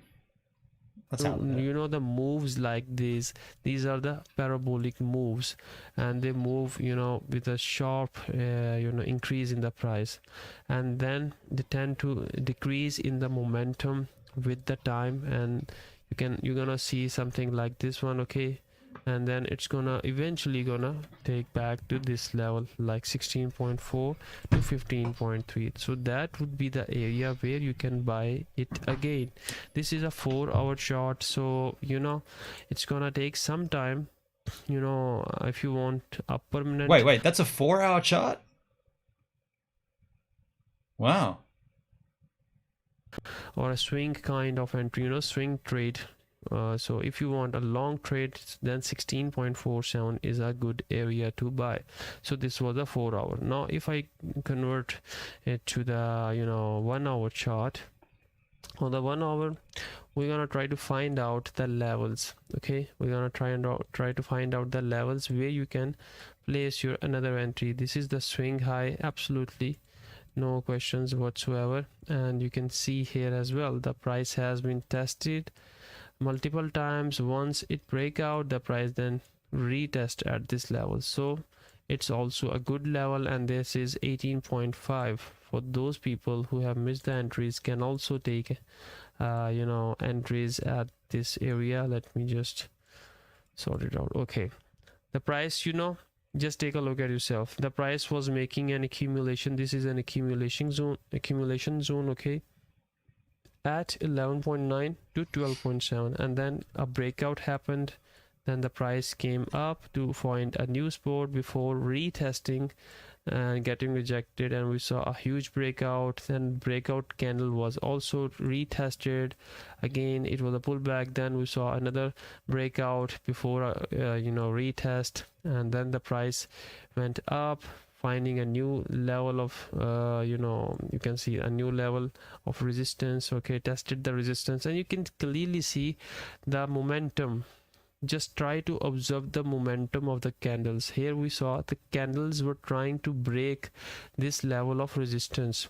If the candles would have forming like this one, okay, you know what I mean, when the candles are when the candles are close to the support levels, then the momentum is towards the downside, more of a bearish momentum. But here the price is continuously trying to break the levels of resistance levels. Then you can clearly, with the help of candlesticks, you can understand the momentum is towards the upside. And with the volume, you can see the volume has increased, and you can see here the accumulation. During the accumulation zone, the volume was very low. So if we take a look at the next area of resistance, okay, next area of support level, you can see here, let me delete this one for now. Okay, you see a parabolic move. Okay, first parabolic move, then we saw a stability at this area, then another parabolic move, and we saw another base or the support level, and now we are heading towards another parabolic move. But the distance you can watch, this was the first impulsive wave, and then we saw a retracement, then this was the third, then retracement, and this is the fifth one. Okay, so this time we might gonna see base like this. Wait, that's a 4 he just drew? And then we can fall back as well. So this is a 1 hour chart. Okay, so if you want a quick scalp, I'm gonna give you the areas where you can place your buy orders just for the quick scalps, not for long-term holding. Okay, these are the quick areas where you can once these levels get hit, you can place your buy orders at these areas like 20.1 and 18.5. Once you enter the 20.5, try to exit it around maybe this area would be 21. Okay, if you entered at this price, try to sell it at this area, quick scalp, because this is the swing high, and you have to sell it out, but after the confirmation. The next step would be 18.5. if you buy, for example, if the price came down and after getting rejection from the top side, then the next stop would be 18.5, and here you can buy it again. Okay, buy it again, and then you can sell back at 20.1. Okay, so these are the levels. Okay, you have got the levels in front of you. Okay, you can place your buy orders. For the long-term entries, I would suggest you to place the limit orders at 16.4, 15.3.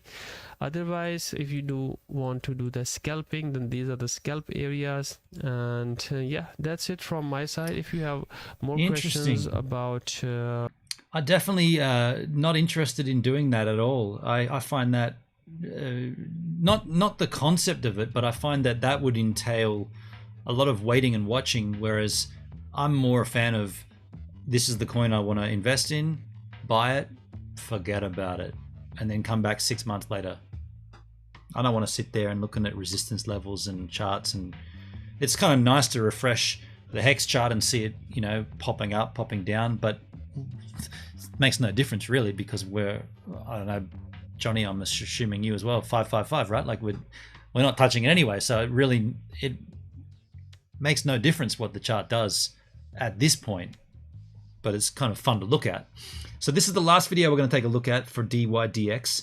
Massive news, price explosion is happening. This is it, price prediction news today. Coins up. Hey, crypto fans, welcome to Coins Up. Today we are talking about Dydx token. Yeah, one of the most interesting coins at the moment. That's true. Yeah, the line is growing so much that I predict this guy is Swiss, just from hearing his accent. Coins up, Switzerland. Let's just see. Doesn't say.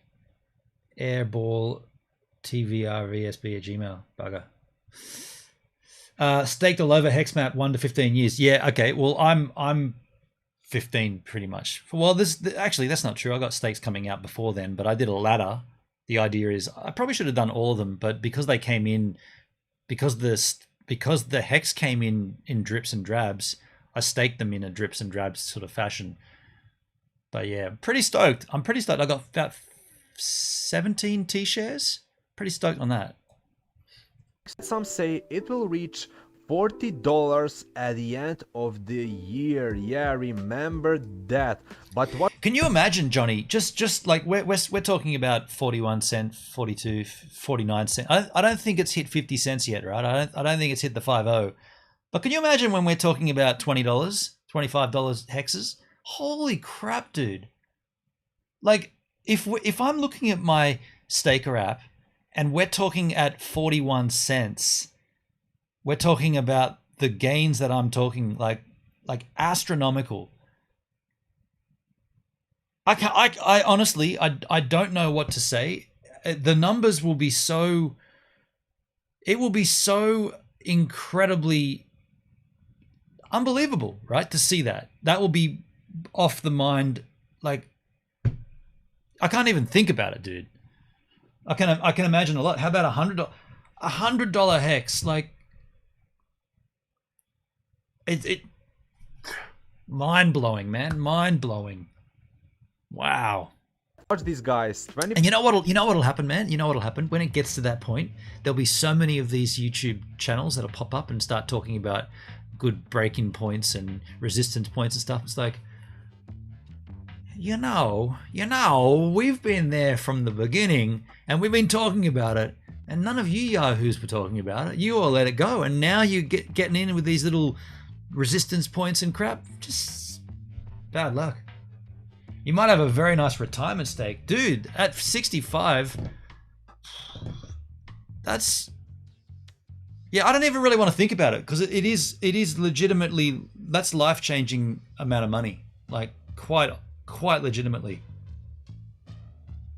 The traders are reading tea leaves. It just seems like you have this idea that there are coins that are popping off and doing good things. how long until Hex gets realized? Like until people be like, what? Why didn't we not get on that? What happened?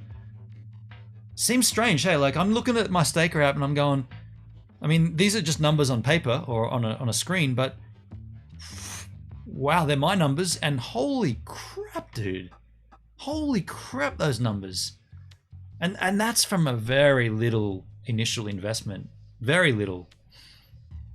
That's why I want to get in on Pulse, get that crap together. For our volume up by 45%. Yeah, that's fantastic.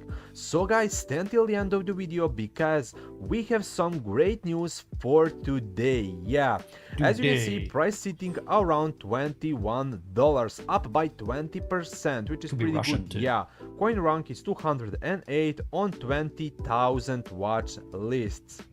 Market cap is around 1.2 billion, fully diluted market cap around 21 billion, and 24-hour volume 1.6 million. Yeah, and before we start, guys, please like this video and subscribe to the channel.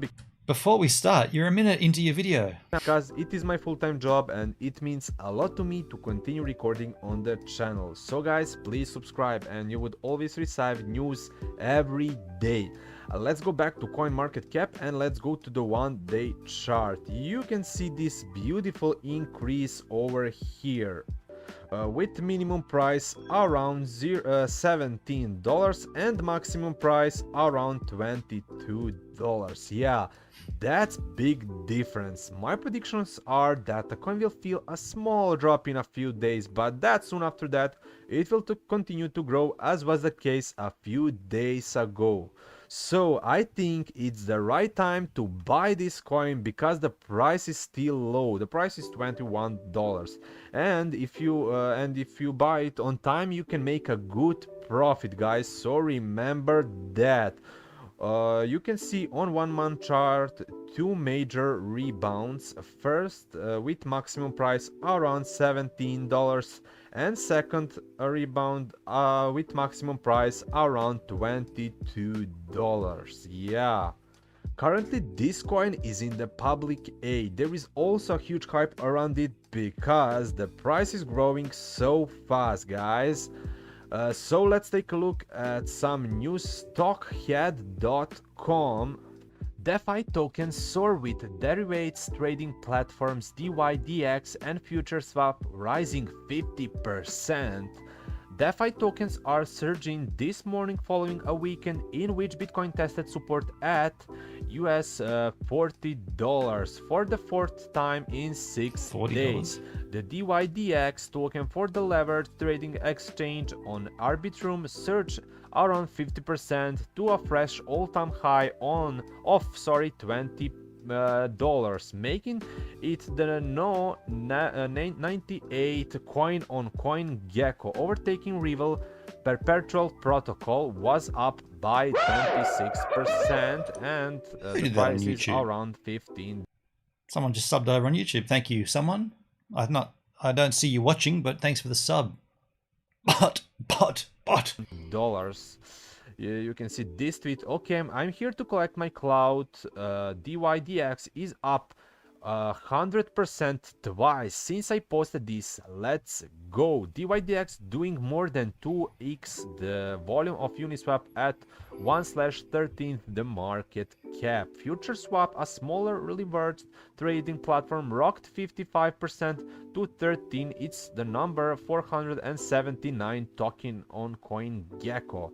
Number 200 coin Mango market, which offers perpetual and spot trading on Solana, had gained 14% to US 30. Yeah, let's go next for CryptoPotato.com. Dydx trading volume surprises Coinbase. Dydx paints new ATH. Dydx has surged to a new all-time high above $22 as the trading volume on Dydx has surpassed that of Coinbase in the past 24 hours. One of the most popular decentralized exchanges, Dydx has reached a significant milestone in its development as the overall trading volume of 24-hour period surpassed that of the largest US-based decentralized exchange Coinbase.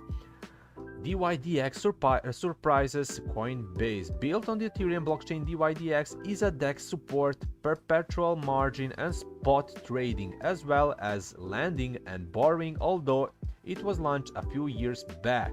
Its trading volumes have spiked since the middle of 2021. CoinGecko data shows that the platform had a trading volume of around 25 million in April and May this year. It started to rapidly pick up in the following few months and has still culminated in the past 24 hours. Further information from the data aggregator shows that the daily trading volume has surged to 6.5 billion in this time frame. Just to reference, the largest US decentralized exchange Coinbase had a little over 3 billion. Crypto.com and Huobi are also behind Dydx, while only Binance has higher numbers with truly 23 billion. Antonio Giuliano, Dydx founder and former Coinbase employee, outlined the milestone on his Twitter account. 5 years ago, I left Coinbase and eventually founded Dydx. Today, for the first time, Dydx protocol is doing more trade volume than Coinbase, guys. Remember that. It's worth noting that Dydx native token, which saw the light of day weeks ago following an airdrop, has also gone up in terms of its USD value. Similarly, the most DeFi related tokens today, Dydx has surged by 30% to $22, and it even charged a new all-time high a few hours ago, guys. Yeah, let's go next. Let's go to check some price prediction for Dydx. Price prediction for 2022. Experts say that the coin is presenting a remarkable rise in its value, and we are confident that the token will be disparate with its value in the coming year and will give you better returns by the end of 2022. Custom algorithms have done an in-depth read and analyzes that holding this token for the upcoming year will be a great option for all the investors. The estimated price of the token is $27. Yeah. Price prediction for 2023. As we have seen that the token price is increasing day by day and will increase in the future as well, so we can definitely assume some more amount from the token in coming days, and then it will be easy to catch. The token is getting a sufficient for value of. This is very difficult for me to listen to. He hasn't, aside from just reading this, he's not really explaining anything, and his voice is very, very drony. Money. The predicted price of the token in the year 2023 is around $38. Prediction for 2024. Sometimes it becomes hard to keep the token for a long time, but if you actually want to get some profit, you have to need patience. The forecast for 2024 has been started by some traditional investors, but some people are still confused that tokens will be profitable in the future, as anything can happen during this period, and they may also face losses in the market. But when the year ends, the price of the token shows a great change. The estimated price of the token in the year 2024 is $44. That's awesome, right? So the price year 2025 show a very genuine change in the price, because the token will surely make everyone curious to see the change. This is going to be last prediction of this token, as many investors looking forward to knowing the price of the token in the year 2025, taking about the price of the token. Then the prediction clearly shows that Dydx will reach around $49. That's awesome, right? The token actually very beneficial for all the investors in the year 2025 if they invest in the token right now. Let's go back to CoinMarketCap, and let's go to the markets. You can see first place Binance, Dydx/USDT, around $500 million. Wow, that's around 31%. Confidence is high again. Liquidity 770. Huobi Global around $122. That's around 7%, but this time confidence is low. You can see liquidity 248.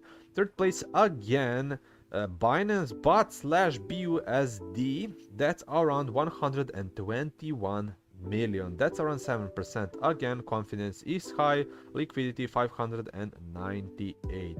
So guys, let's take a look at other cryptocurrencies. As you can see, first place Bitcoin around 43,000, up by around 1%. Cardano $2.2, up by 7% for last 7 days. Yeah, that's good. You can see this increase over here. Yeah, XRP around $1. You can see Solana 146, up by 8% for last 24 hours. Yeah, that's very good. Dogecoin around 0.20. Uniswap around $24, up by 11% and up by 5% for last 24 hours. But watch this jump over here, guys. Terra around $36. You can see up by 30%, around 30%. Wow. Stellar 0.27. Daycoin 0.99. That's okay. Tezos around $6, up by 16%. Yeah. eCash 0.00023, up by 10%. That's very good. You can see this increase over here and major rebound at the end of this curve. Monero 242, as you can see. Axie Infinity around $65. Yeah. So guys, that's it for today's video about Dydx token. If you like my work, leave a subscribe on the channel, like the video, and feel free to comment below and add your opinion. All the best, and found that very difficult to listen to. Just reading the comments here. Nothing much in there. Let's take a break, or let's go and have a quick look back and see if we have enough energy to make this transaction by bringing up the Brave browser. Let's bring up the Brave browser. Oh, we're still on the hex page. Cool. Let's refresh this sucker here. Where's my we're looking for 71,000 or 72,000. Is that 72? There we go. 72,263. So just confirming how much we did spend. So we spent 71,644 energies last time, and the bandwidth of 313. You guys can see that, can't you? It's big enough. Yeah, 70. So we did 71,644. So we're good. We're within that boundary. That says 72,271. So we should be good to make this transaction, and we've still got quite a fair few bandwidth. So let us sell the amount of 932. This is dripping it down. And you know what? I could even do another 10% off stream, and until it gets down to such a small amount that it doesn't matter that it's on there. But I'm not leaving $100. I'm not leaving $100 US on here when it could be in Pulse, right? So hell no. So let's do this. Transaction on Tronscan. Let's take a little look-ski. Success. And we'll just confirm 71,644 again. So we burnt the exact same energy. And let's have a look at our bankroll. Here we go. So this should refresh here. Let me refresh that page.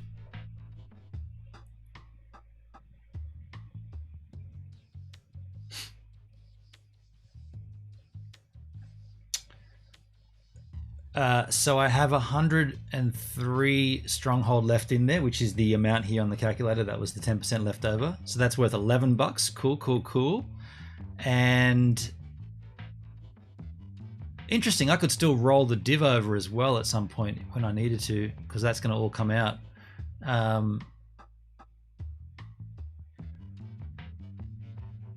So let's just take a quick look back at my Tronlink wallet here. Refresh that.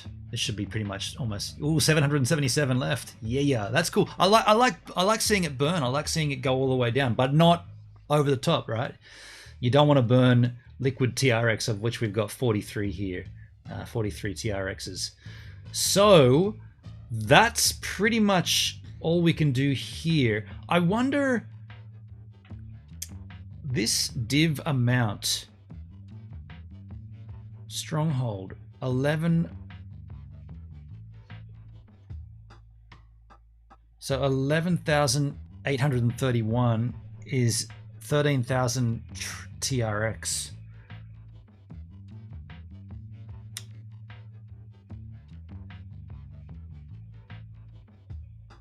Hold on a second.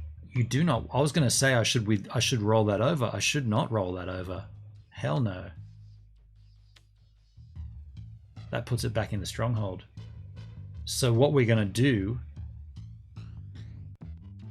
we're basically going to see. I'll probably do it off stream, but I'm going to keep on 10%ing this until it gets down to such a small amount that it's worth nothing. And then we're going to leave whatever that amount. I mean, $11 in Hex. It's better in Hex than Stronghold. So I'm going to keep doing that until it gets down to nothing, or virtually nothing, until it's like less than $1. And by then we'll be able to come in and we'll withdraw, and we'll have to wait till we get a full bandwidth of that. But that's what I'll do throughout this week. I'll make that process a priority to keep coming in here.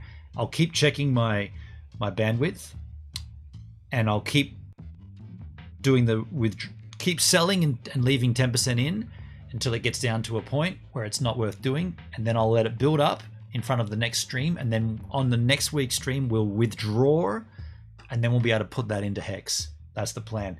But what I'm going to do here, folks, I'm going to take a quick break. When we come back, we're going to take a look at what's this WR wrapped pirate coin? Wrapped R.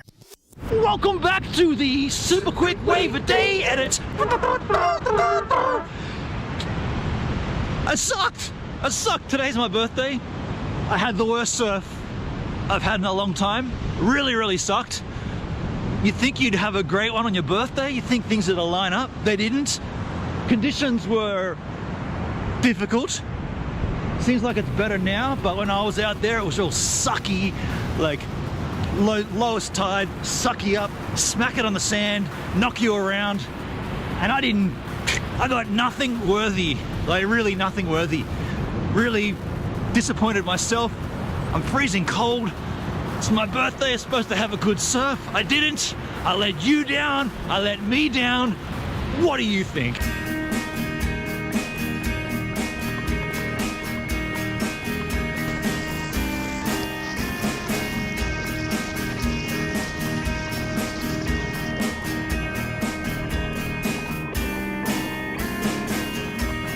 Good morning, Sunday. Cold, very cold. Slack track. Looks like it's on. What? Is that working? How can that be? Yep, it's perfectly working. I can see the green lights. Look at those. God, clouds. I think the rain's missed us. That's good. Let's go wave skis. Another boat with a rock and a sling. I'm sailing, I'm not waiting, I'm not sailing, I'm not waiting, I'm not sailing. Well, there's my first wave. Yeah, lousy, right? Just a lousy closeout left. Nothing to see here.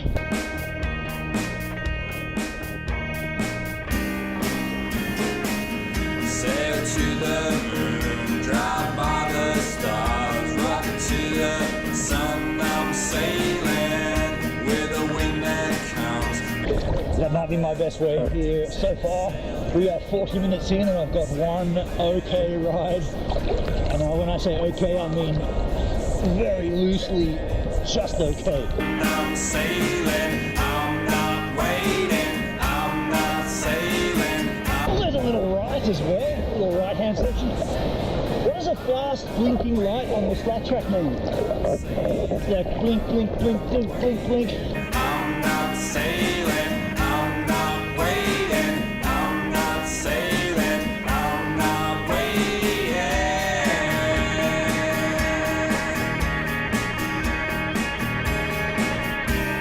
Not really having much luck with wave selection here. It's like everything's closing out and just thumping, sucking up, smacking on the sand. having much birthday luck. Floating in a tum-thum, I'm sailing. At the end of the world, it's the end of your life. Till the end of time, I'm sailing. I'm not waiting. I'm not sailing. I'm not waiting. What do you say? What do you know? What do you do? I sucked, right? And by the way, today, the last day of a Wave a Day Winter Edition. This is the end of the project. 30 days of surfing for the winter, spread over the 3 months of winter. That's it, 30 days done. Look, I got FOMO here, watch this. Even these people are getting rides and I couldn't get anything. Really sucked. And I just spat on my jacket. You really suck today, dude. So while I sit down and think about how bad I sucked, you guys can go back to the live stream. Oh, perfect timing. What? Got a fresh glass of water. That was exquisite timing. John, I can't sleep. I'm sorry to hear that, man. I hate that when you cannot get to sleep. So let's move on and take a look at, what is this? Wrapped R. So I don't have Metamask installed because I'm in Firefox. What is it? About pirate? About convert R to wrapped R.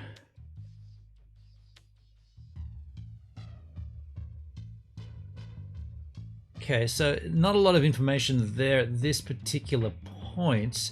I found these videos though. This is from September 23rd. How to convert your pirate to wrapped pirate. Let's take a look at this. Arr. Hey yo, what's up guys, and welcome to War. In today's video, I'm going to show you guys how to convert your R to War. But before we do that, I'm going to have the good Captain Draith himself explain to you what War really is. Thank you. This is going to be cool. War, which stands for Wrapped R, is a tokenized version of Pirate on Binance Smart Chain. It allows users to enter and exit BSC privately. War is one-to-one redeemable for R and vice versa through the bridge located at war.pirate.black. Users can also stake liquidity and get rewarded from the transaction fees that occur on the network. Now, in order to convert your R to War, you're going to need three things. You're going to need a pirate wallet, you're going to need a web browser, and you're going to need Metamask. Which I have all three of those things. John, where are you from? Sydney, Australia. This example, I'll be using my Pulse.Chain Lite wallet. Make sure that you're also have to go, Gibbs. Thank you. Thank you, Johnny. Cheers, man. I love it when you're in here, dude. Appreciate you being here. Thank you, man. Not long now, though. Not long now. Into your Metamask. Once you've done that, we're going to open up our web browser and we're going to go to war.pirate.black, and that's war with 3 R's. Make sure that you've selected convert R to War. Once you've done that, you're now going to open up your Metamask and then copy the address at the top. Once that's done, we're going to go ahead and right click into enter receiving address and then go ahead and paste that address. Now when you're ready, go ahead and click on convert. We're then going to click on I'm not a robot and go ahead and click on submit. Now, you want to go all the way to the right of the address and go ahead and click on copy. After we've done that, let's go ahead and open up our Pulse.Chain wallet. We're then going to click on send. Now go ahead and right click in the address section and then paste the new address that we just copied. Put in the amount that you wish to send. In my case, it's going to be 5R. And then go ahead and click on send. You'll now get a prompt to confirm your transaction and then go ahead and click OK. Now once that's done, all you have to do is sit back and wait for your War to arrive in your Metamask. Now this process can take a little bit of time, guys, so be patient. It can take upwards of 10 to 15 minutes for the War to arrive in your Metamask. Well, thanks so much for watching, guys. That's going to do it for this video on how to convert your R to War. In the next video, I'm going to show you how to provide liquidity and stake your War. So that's interesting, and that's something cool, because currently there is no way to stake your R. But let's just have a look at CoinMarketCap for the chart for war. How's it going? Because actually, let's open up two tabs. One for R and one for war. Or can you compare? It's not even on here because it's a Binance Smart Chain. No, that's not exactly accurate. But why is it not on here? R is on here, isn't it? Pirate Chain's on here. So war isn't even on the chart yet. Interesting. Did I type that right? War? Yeah, okay. So exchanges.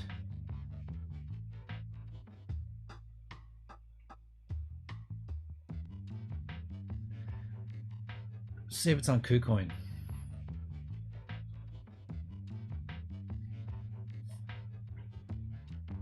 Oh, you got to sign in for that? Get out of here! Get out of here! I don't have a KuCoin. Get him out of here. Let's take a look. Trade Orge.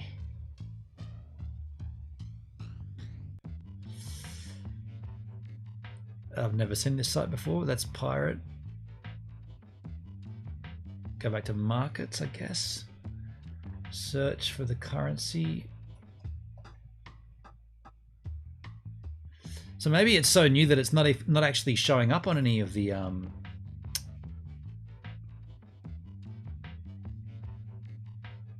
it's on PancakeSwap. Wrapped. So this is just the exchange. So okay, well, at this particular point, I'm probably not going to do that. I was thinking, I mean, okay, let's take a look at these videos, but I like the idea of staking to earn passive income, but I'm not 100% certain if converting to wrapped R is beneficial at this point, if R is still going pretty strong. Let's take a look at this. Hey everyone, it's Sean and welcome to Invest with Fire. Today, I want to talk about wrapped R, Bitcoin, and the price action of Pirate Chain. So first off, wrapped R is something really I'm really excited about. It's basically taking Pirate Chain and getting it onto the Ethereum chain so that you can do various DeFi things, such as getting liquidity, being able to stake your Pirate Chain, and being able to swap your Pirate Chain to other Ethereum compatible cryptocurrencies and exchanges. Isn't Pirate Chain like super anonymous? Wouldn't it be putting it onto like Ethereum take away from that anonymity? Interesting. And if you're not aware of what DeFi is basically trying to replace the banking industry. So this means that you're going to be able to get interest or earn money on your Pirate Chain by staking or offering liquidity to a pool, so that you can help with exchange of Pirate Chain to other cryptocurrencies, and you get a reward for that. So this is big. I mean, I already have Pirate Chain, and it'll be great if I could earn some interest on it. Pirate Chain is having a fundraiser. The target is $16,000.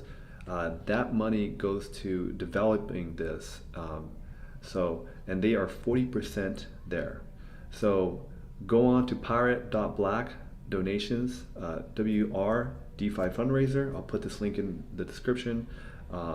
If everyone just donates a couple of Pirate Chain, I mean, we're going to be getting closer and closer to our target, and we're going to meet it.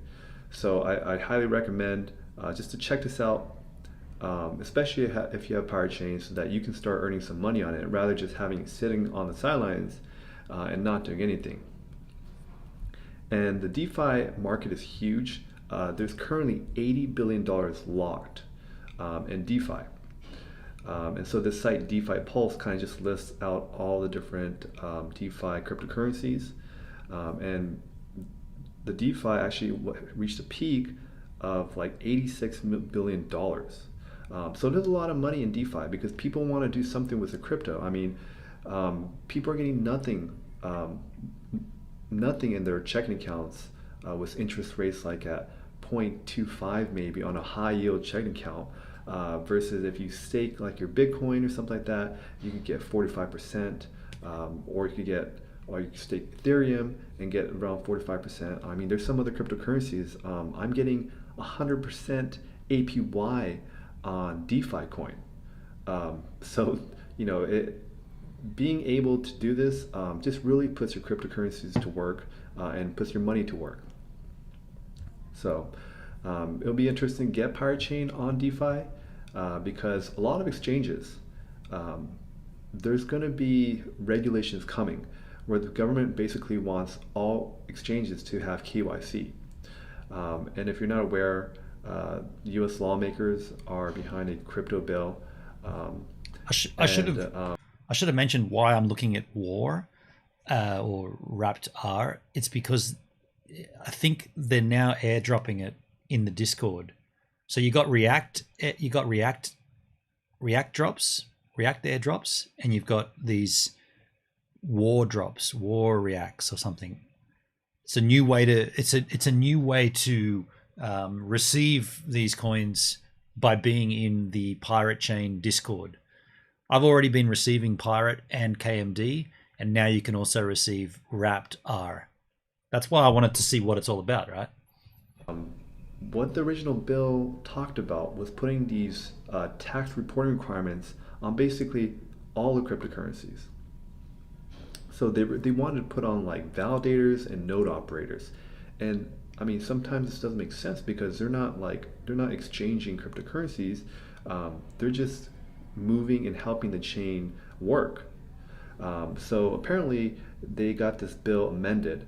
The bill still needs to be signed by Biden, I believe, but these original requirements would have put unworkable requirements on the Bitcoin or other DeFi chain node runners, developers, and miners.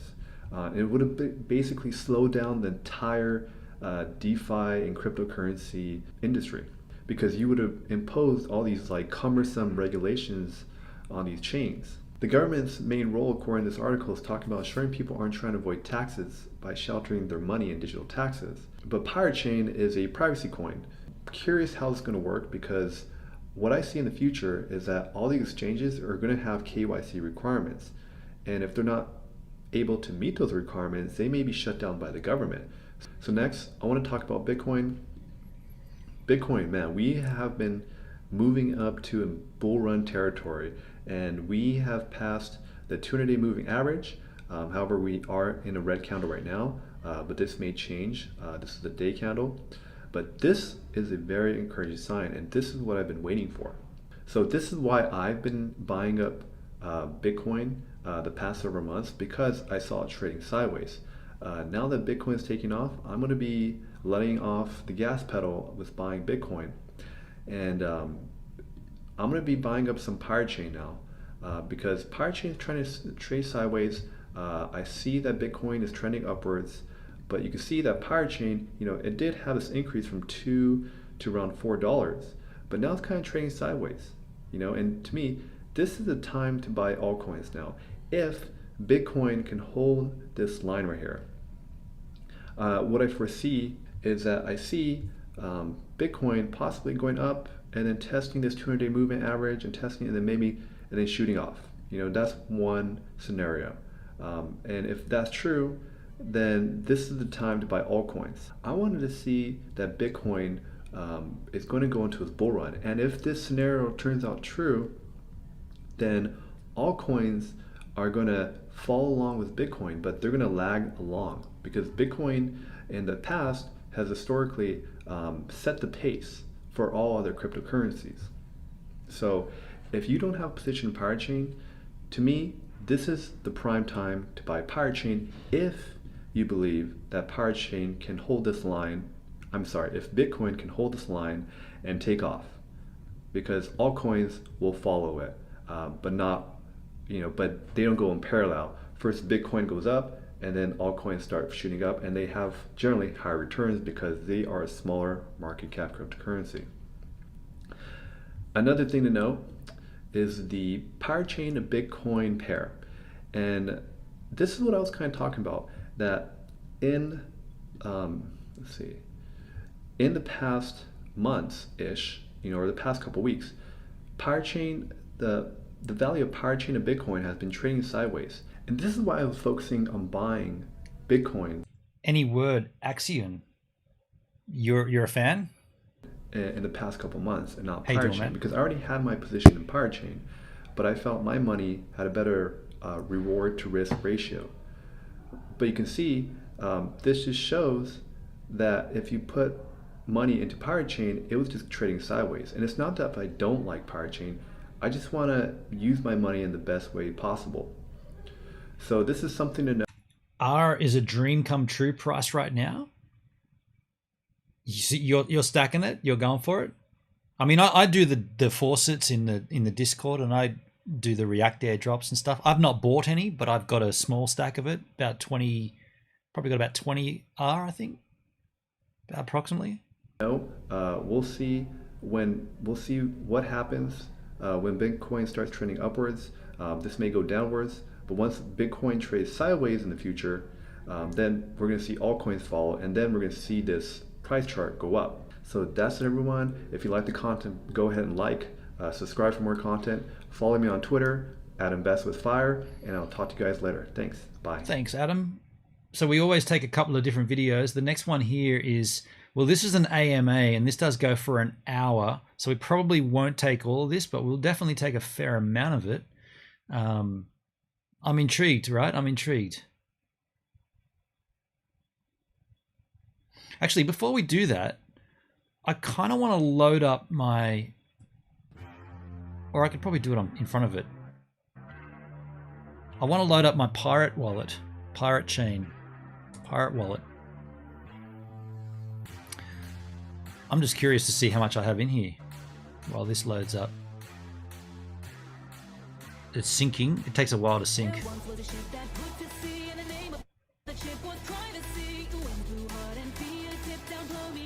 Just let it sync all the way through. What is going on with this? Let's skip through all this.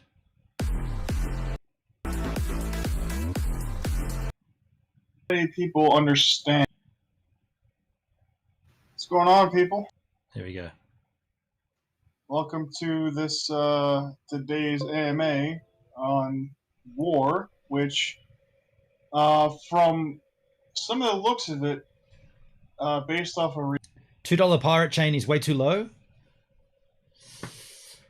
You think it's undervalued. Dero is the best privacy coin, may never come down below 15 again. Some experts say it might fall to $4. I doubt it. I have a little bit of Monero.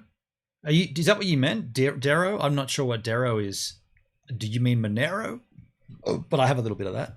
reactions and based off of one of the polls that we put up on Twitter, seems like not too many people understand what war is, what it can do, and things like that. So figured we'd hold an AMA and just have people ask questions.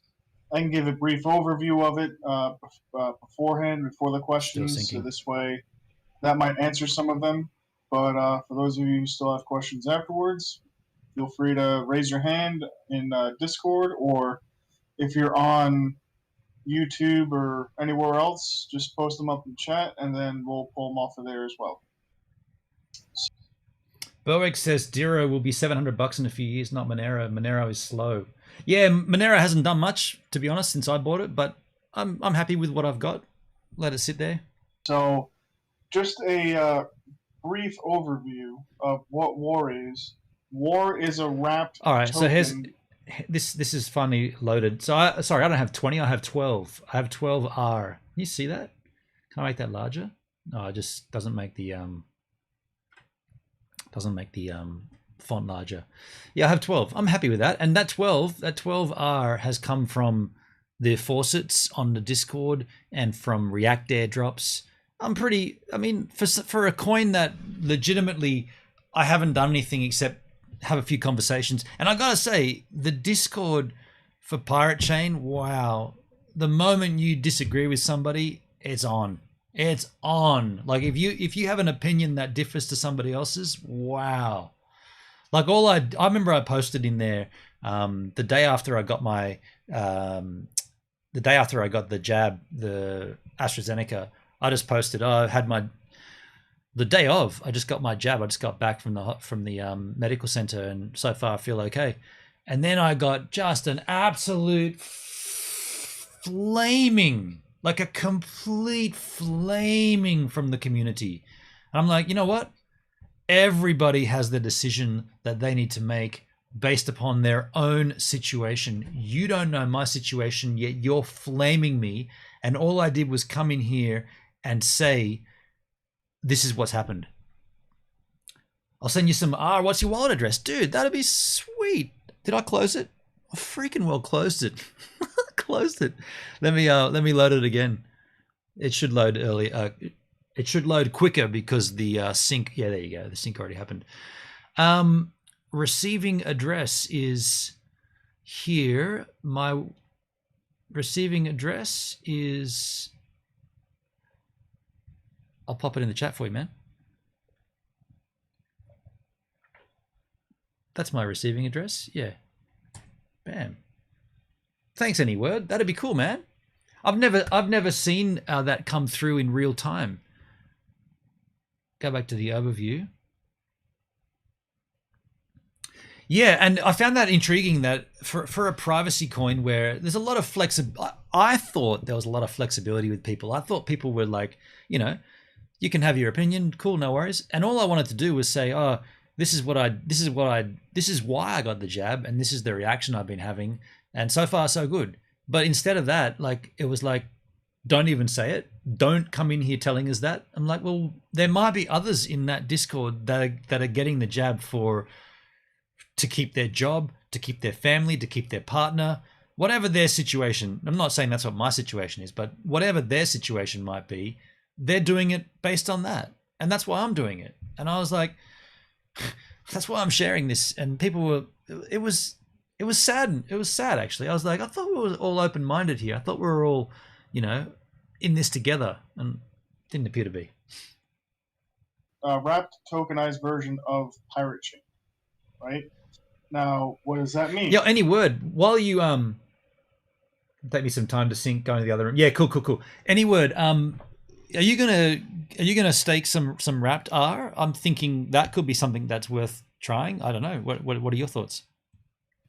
What that means is a token is published on Ethereum, which is where we're intending to go. I've had actually quite a bit of feedback on that, suggesting BSC instead due to the Ethereum fees, which I'm still playing with. But anyways, we publish a token on Ethereum that has a specific supply. In this case, it would probably be around 10 to 15% of the total supply of R. And then from that point, all of that gets sent into a gateway and locked and left until, say, somebody from Pirate wants to, say, convert R to War and, you know, provide liquidity over there or buy or sell or do whatever. So they would send their R into the gateway. The gateway would give them War. So it's a 1-to-1 conversion. So 1 R equals 1 War, obviously.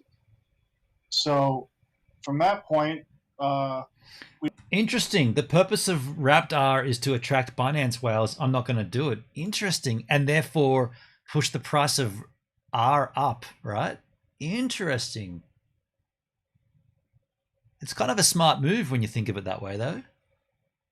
Yeah, but I'm not a whale, and I'm not going to do it either, I don't think, but that's an interesting take. Yeah, cool. We provide I'm glad I asked. Onto Uniswap, or if it ends up being BSC, it'd be PancakeSwap. And then after that, users can also add to that liquidity and then stake it. Now, has there been any blowback from the community on this? Because in many ways, R is separate to all that crap. It's its own thing, and it's completely anonymous. Yet now it's kind of not going to be, right? if you choose to use wrapped R. For those of you who don't know what staking is, a staking contract is where you provide an asset or a liquidity asset or so forth, whatever is specified by that project, and you lock it up into that staking Lauren. contract. How you doing? Now, you can remove your liquidity or asset or whatever from the staking contract at any point, but when you provide liquidity and stake it, you will, in this case, you will generate WAR based off of transaction fees and things like that that occur on the network. There's a 1% transaction tax that cool. occurs when you transfer funds anywhere, and that gets converted to WAR. Another, where buy or sell or whatever. 75R. Thank you, Anyword. Thank you, man. To incentivize. That's really kind of you, man. Let me show you what my wallet looks like right now. 12R, and I've had this since May. Can you make that? Since May this year, and you're going to send me some. That's really kind of you, man. Really kind. You get it? I mean, do I have to refresh it? I've never seen this thing happen in real time. Want to see how fast it is? Yeah. Do I refresh this? Is there a refresh? Rescan? I guess rescan would be refresh, right? The pirate wallet light awakens, syncing. Oh, it's going to resync everything. Oh, whoopsie. That might have been the wrong thing to do. I'll keep this playing in the background. As users to provide liquidity. It's also there to help provide funds for the project, for R. And on top of that, you know, staking is something that's huge in crypto, especially with rewards. So you actually be able to get rewarded for providing liquidity. So now here comes the use case. Now the use case for this. That's a bit frightening. Total balance is 0. It is still sinking though. I mean, the obvious ones are, you know, hey, it opens up a whole new group of people that will be able to purchase R from somewhere else, especially on a decentralized exchange, such as Uniswap or PancakeSwap. Interesting. But that's not the main use case. The main use case is being able to de-link addresses. So here's how this works. Say you have some WAR, and then that's on a Ethereum address, and you're like, okay, I want to create a new Ethereum address and not have those two linked by sending funds directly to it. What you can do is you can unwrap your WAR by sending it back through the gateway to convert it to R, and then rewrap it to that new address. Or if you already... So that transaction for you had a fee of basically nothing. That's pretty rad, isn't it? That's rad. If you have R, you can just create a new Ethereum address. Mind you, with this wrapped R, WAR, I got to start using the right words. With the WAR, you're now earning... The way you earn your staking rewards is by the transaction fee on the Binance Smart Chain. So that's kind of intriguing that it's not getting, the pirate chain isn't conducting the fee and generating the interest. It's an existing chain. Now it's a completely fresh wallet, and it's not linked to you because nobody knows where that R came from. Because, I mean, it's all being sent out via a gateway. So essentially, you can de-link wallets or just create completely clean wallets by just sending WAR to it, for like wrapping R and sending WAR to the wallet itself, and then you can do what you want to do. It says it went through. I guess I shouldn't have done this. The reload feature function, because that's just doing the sync thing. But once it's synced, I'm sure it'll come through. Do that with any new wallet, any new wallet address you bring up. So, as this service becomes more popular, or if it's really popular to begin with, it's an easy way to just break away what wallets you have from your personal known addresses. If that makes sense. So I'm assuming this guy talking is we're going to also take questions. The creator of like Pirate that Chain. for those of you who may not fully understand or still have questions. So, Do you, but yeah, do you aside know? from that, Do you know if I've got that right? Any word? Is this guy this channel? Well, it is Pirate Chain channel, so I'm assuming this is the guy behind it all, right? that's basically the entire process. And as far as the amount of tokens that will be available, He said he already said that it was like 10 to 15% of the token amount of R that's out there. Like I said, we will mint about 10 to 15% of the total supply of R.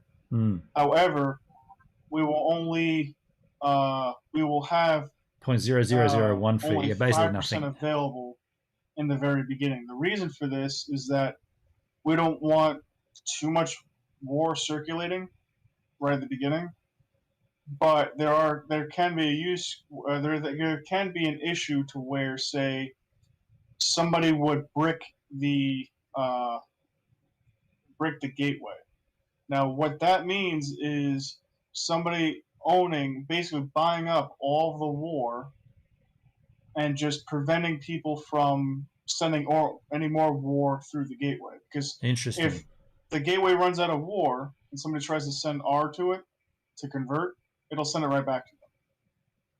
You know, and also say, hey, you know, there's only so much war available right now, and we can't issue you any war for your R. Well, that would demotivate, or not demotivate. That would deter the whales, right? At that point. Now, the thing that happens with this is somebody just basically screws with the market over there. Blah blah blah. This is why we don't want to code ourselves into a corner. So by locking up the remaining of the supply via a multi-sig address that's controlled by the team, what ends up happening is if that event were to ever happen, or even if, let's say, the gateway runs out of war because a lot of people are starting using that service, then we can provide additional supply to that gateway, and then more and more people can use it. Now, if there ever comes a time where it's not getting as much use and things like that, and there's a lot of war in the gateway, we can also pull some of that and lock that back up into the supply that's under multi-sig. So, yeah, so that's the basics of how it works. I'm assuming there's probably going to be a shitload of questions. So, yeah, if you have any, raise your hand. We'll bring you up, and then you can ask a question. He explained that pretty well, gotta say. I understood it. Is there any from any socials, Cax, or anything?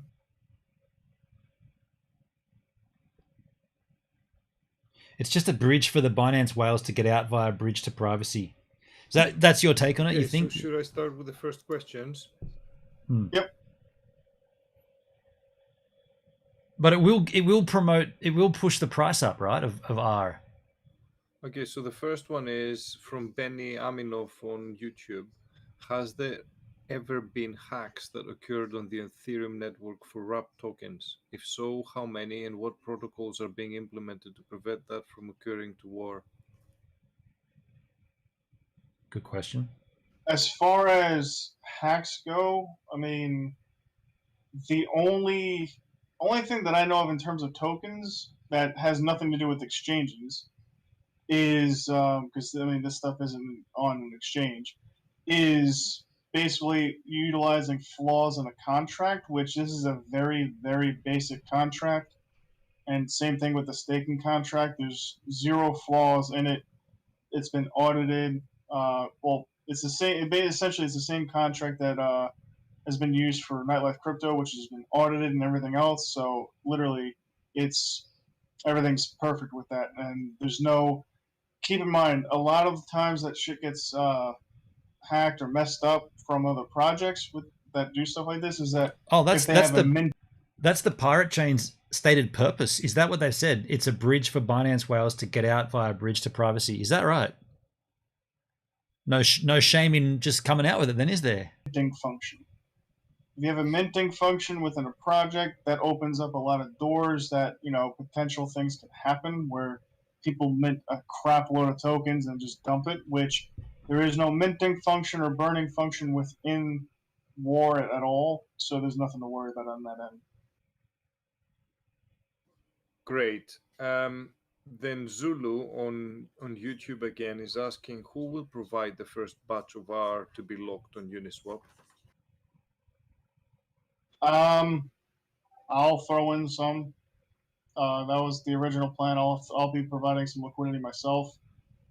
And then from that point, any user who wants to provide liquidity.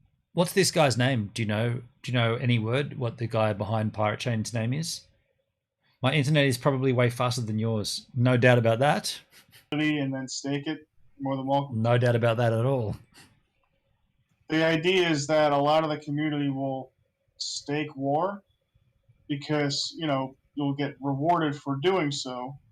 So it's not like a short-term thing anyways, in the sense of, I'm going to stake War and then unstake it as soon as I get some rewards. No, that's not how it works. It's a long-term thing. So for people who, especially hodlers who just want to utilize their funds in such a way to where they can get more, is a perfect opportunity for them. Okay, thank you for that. Spell Clicker on Twitch is asking how much R would be needed to stake on the Ethereum network. Is there any restrictions to minimum deposit to get active staking, or what is the minimum amount of R that is needed to stake? You can stake 0.01 R if you want. It really doesn't matter. Transaction fee. It's just, keep in mind if there's, say, a ton of people staking, and say there's, I don't know, maybe like $250,000 or $1 million in liquidity staked, and you provide 10 cents, realistically, you're not going to get rewarded that much because, 10 cents out of 10 million is barely anything. He's an engineer. I forget his name. Oh, okay. So. Thank you. Power of 9 is asking on YouTube, are we trading a private coin, R, to a traceable coin of War? That's what it sounds like. Well, see, here's the thing. You are not, in any way, shape, or form, hindering the R chain. The R chain remains exactly how it is, 100% private, no issues. The only thing that, while you may be trading R for War, which is transparent, you're not, the point of War, the absolute point of War is to be able to basically de-link your wallet addresses on a transparent system. So it's providing you a way to have a fresh wallet without, linking the two wallets that you own together. Is he intentionally not saying it's like a fiat on ramp or off ramp in this case? If you've got a whole bunch of R in your pirate wallet and you want to get that out as cash, you can convert it to wrapped R and it's anonymous, and there you go. You've just gone, and then you can obviously trade that out to whatever you want, right? Is that what he's saying? Is that what he's not trying to say, or is that what he's trying to avoid saying? It's a fiat off ramp, right? Say you have a ton of funds on one wallet, how are you going to get that to another wallet? Because everything's traceable, right? However, if you create a new wallet, unwrap War, then rewrap it to that new one, now nobody knows where the hell that came from or whose address that is. Yeah. So it's, while yes, War is not private, but the service that utilizes War allows you to have some end. There you go. I just refreshed everything and it's still got a balance of 12. That's interesting. Any word that didn't come through at that reload. Now I've never done this before, like having someone send me R and having it come in. Do I even need do I even need to do anything here? I kind of want to refresh it again, but I don't want to wait all that time.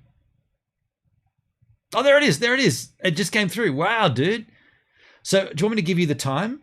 Well, it's my time. It's Australian time. But hang on. Okay, I can tell you. It says 5:23 p.m. and it's so since then it's 23, 33, 34, 34, 35, 36. So that was 13 minutes ago when that came through at my end. 13 minutes in the past. And thank you very much for doing that, dude. Really appreciate you, man. 17 confirmations and my total R is 17. That's kind of weird.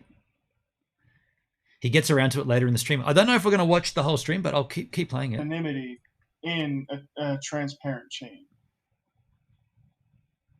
Thank you, man. Any word? Does that mean that those from the transparent chain, they can get to anonymity by transferring their funds to War and then to R? Absolutely. Yeah, nothing to do. It just does it. So if you wanted to just make your funds basically disappear, buy War, and then just convert it to R, you're done.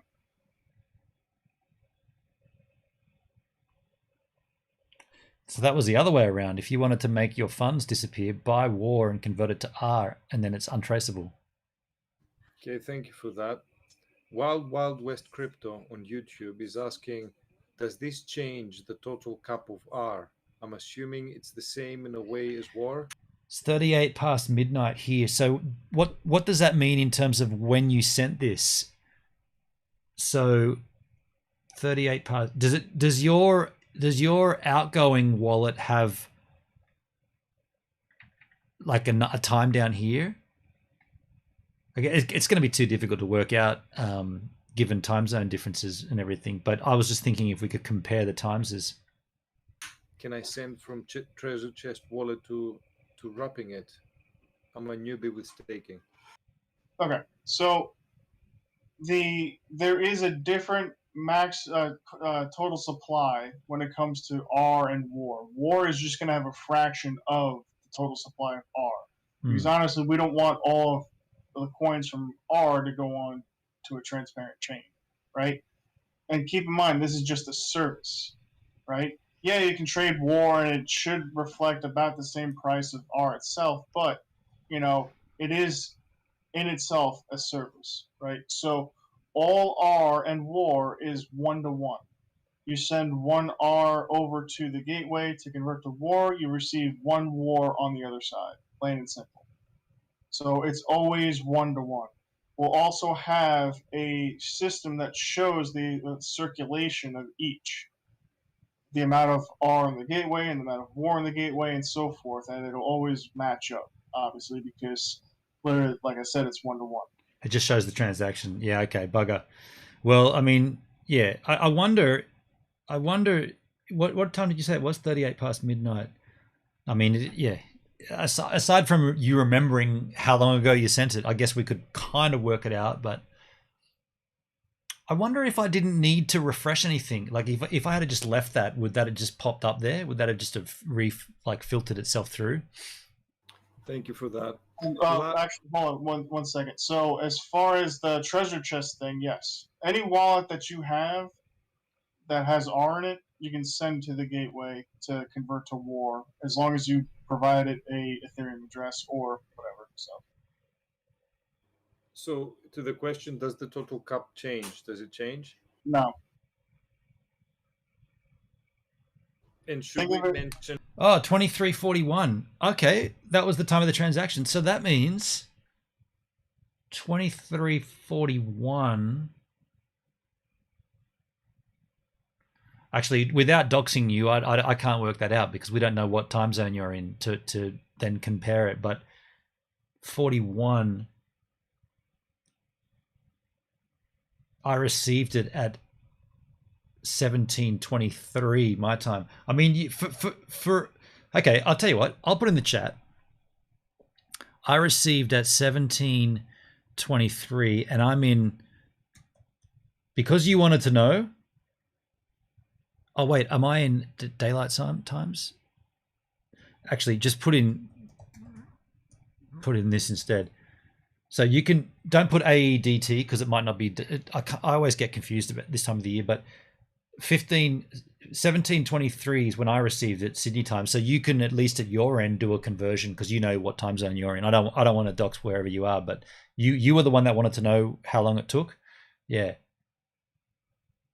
I'm Pacific time. It's not a correct time even here. Oh wow, so that's the wrong time. Well, then we're stuffed. we got no hope, dude. Here, what? Okay, yeah, cool. Think of it like this, real quick. Think of it like this, right? So you go to a casino. You have $20 in your pocket in fiat. Then you give the casino $20 in your fiat, and they give you a $20 casino chip. Yeah, this is still what $20. So when you go back to redeem it, it's still $20. The supply hasn't changed at all. It's just changing the asset. Yeah. This guy explains things really well. So Laras is asking on Discord, will the war liquidity be locked for a certain period of time, and if so, for how long? The liquidity will be locked for a year because that seems pretty typical nowadays. As far as the amount of liquidity, like I said, I'll provide some of my own funds, and whoever else from the team wants to provide some funds for that as well, just to have some initial liquidity. It really isn't going to matter too much as far as the amount of liquidity that the team provides, because the vast majority of liquidity is going to come from users staking and things like that. So.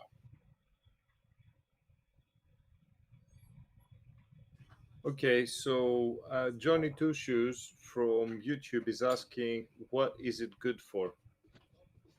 Absolutely everything. Got him. I like that. I'm assuming that was a joke, but yeah, I've already explained what it's good for.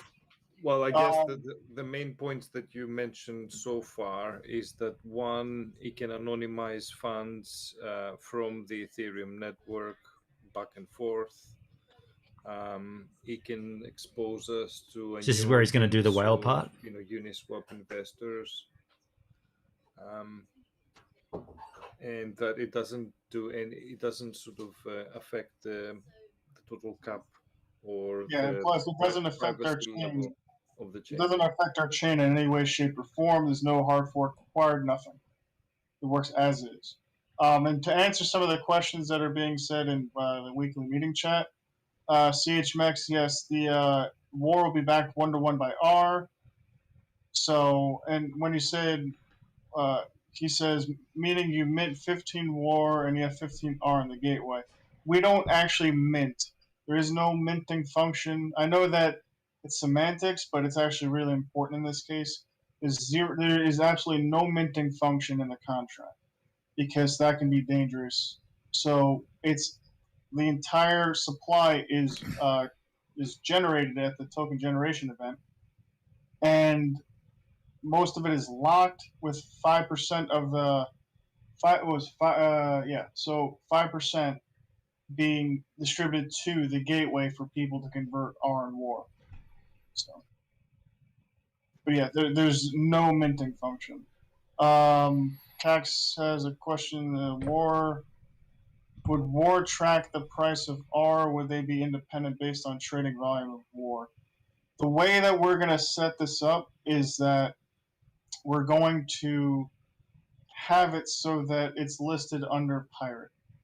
I believe this can be done even with the differentiating total supplies, but I believe this can be done, and that's the intent of what we're going to do. So you'll be able to see PancakeSwap or Uniswap or whatever on the exchange list under Pirate Chain.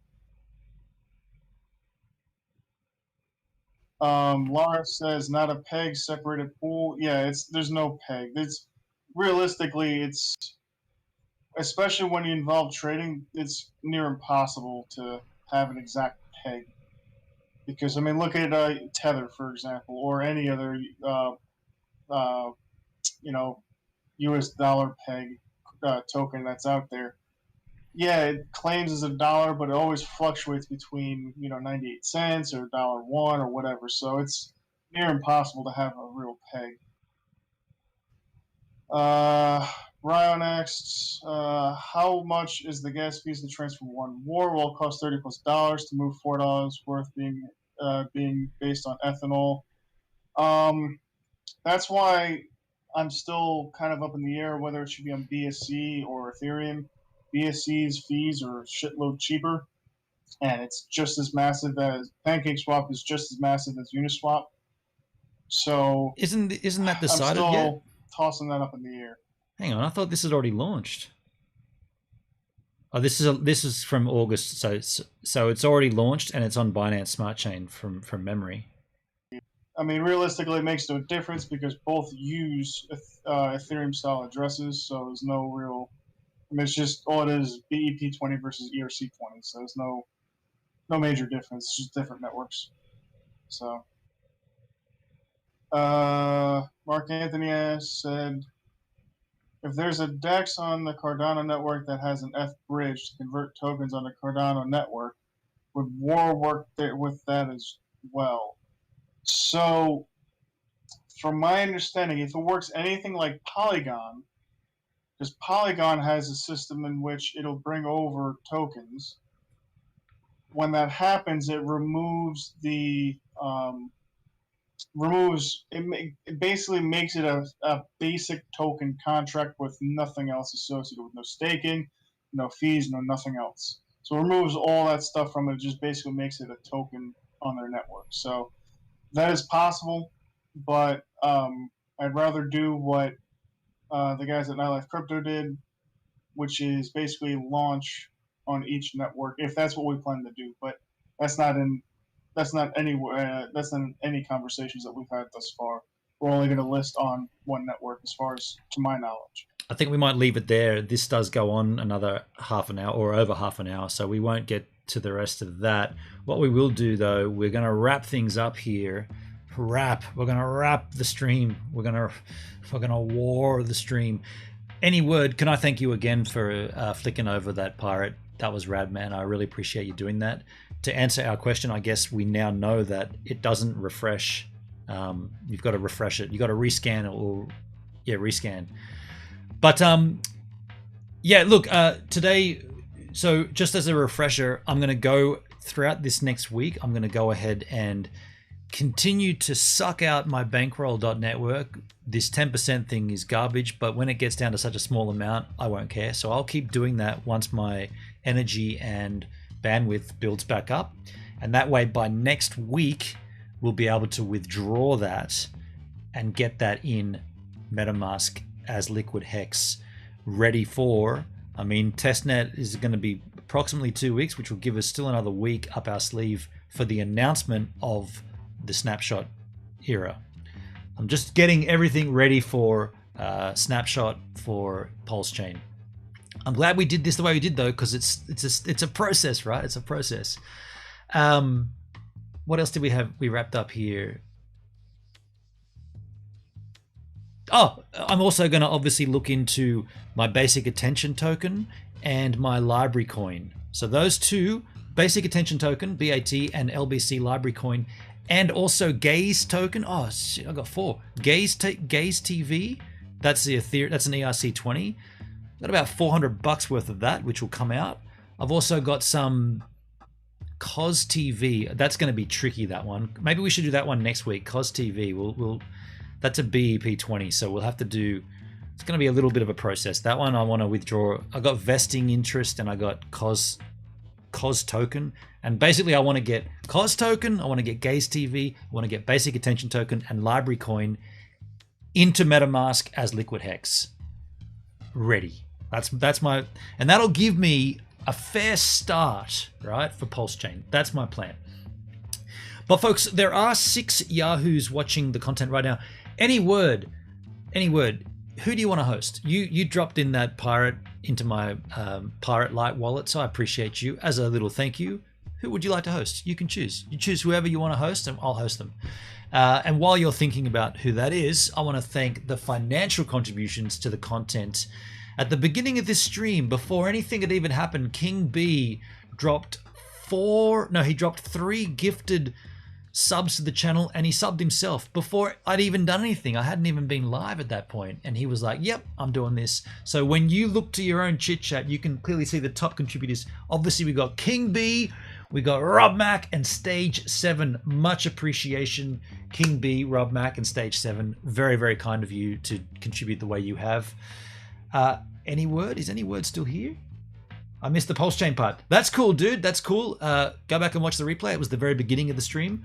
Once this ends, you can go back and scrub through to the start. But essentially, all I'm doing is getting everything ready.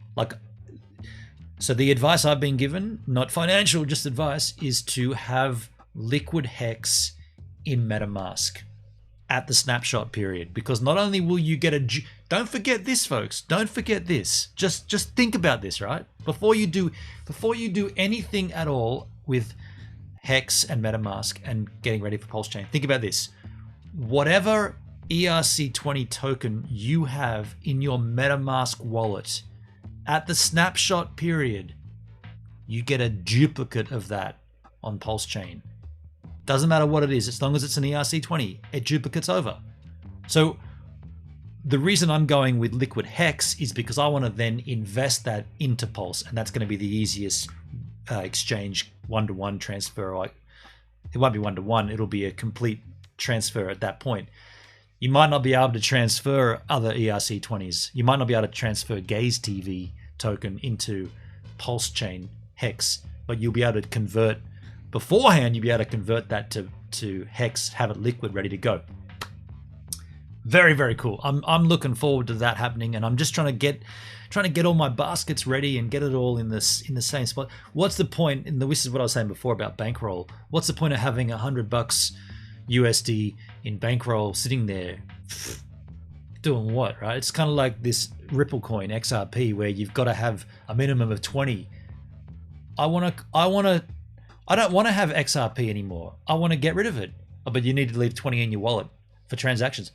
I don't want, there should be, I get that there's transactions and I get that you need funding to pay the gas. But if you say, all right, I understand that, I never want to transact on this blockchain ever again. I want to take my funds. There should be a button, the ultimate withdrawal. You want to withdraw everything?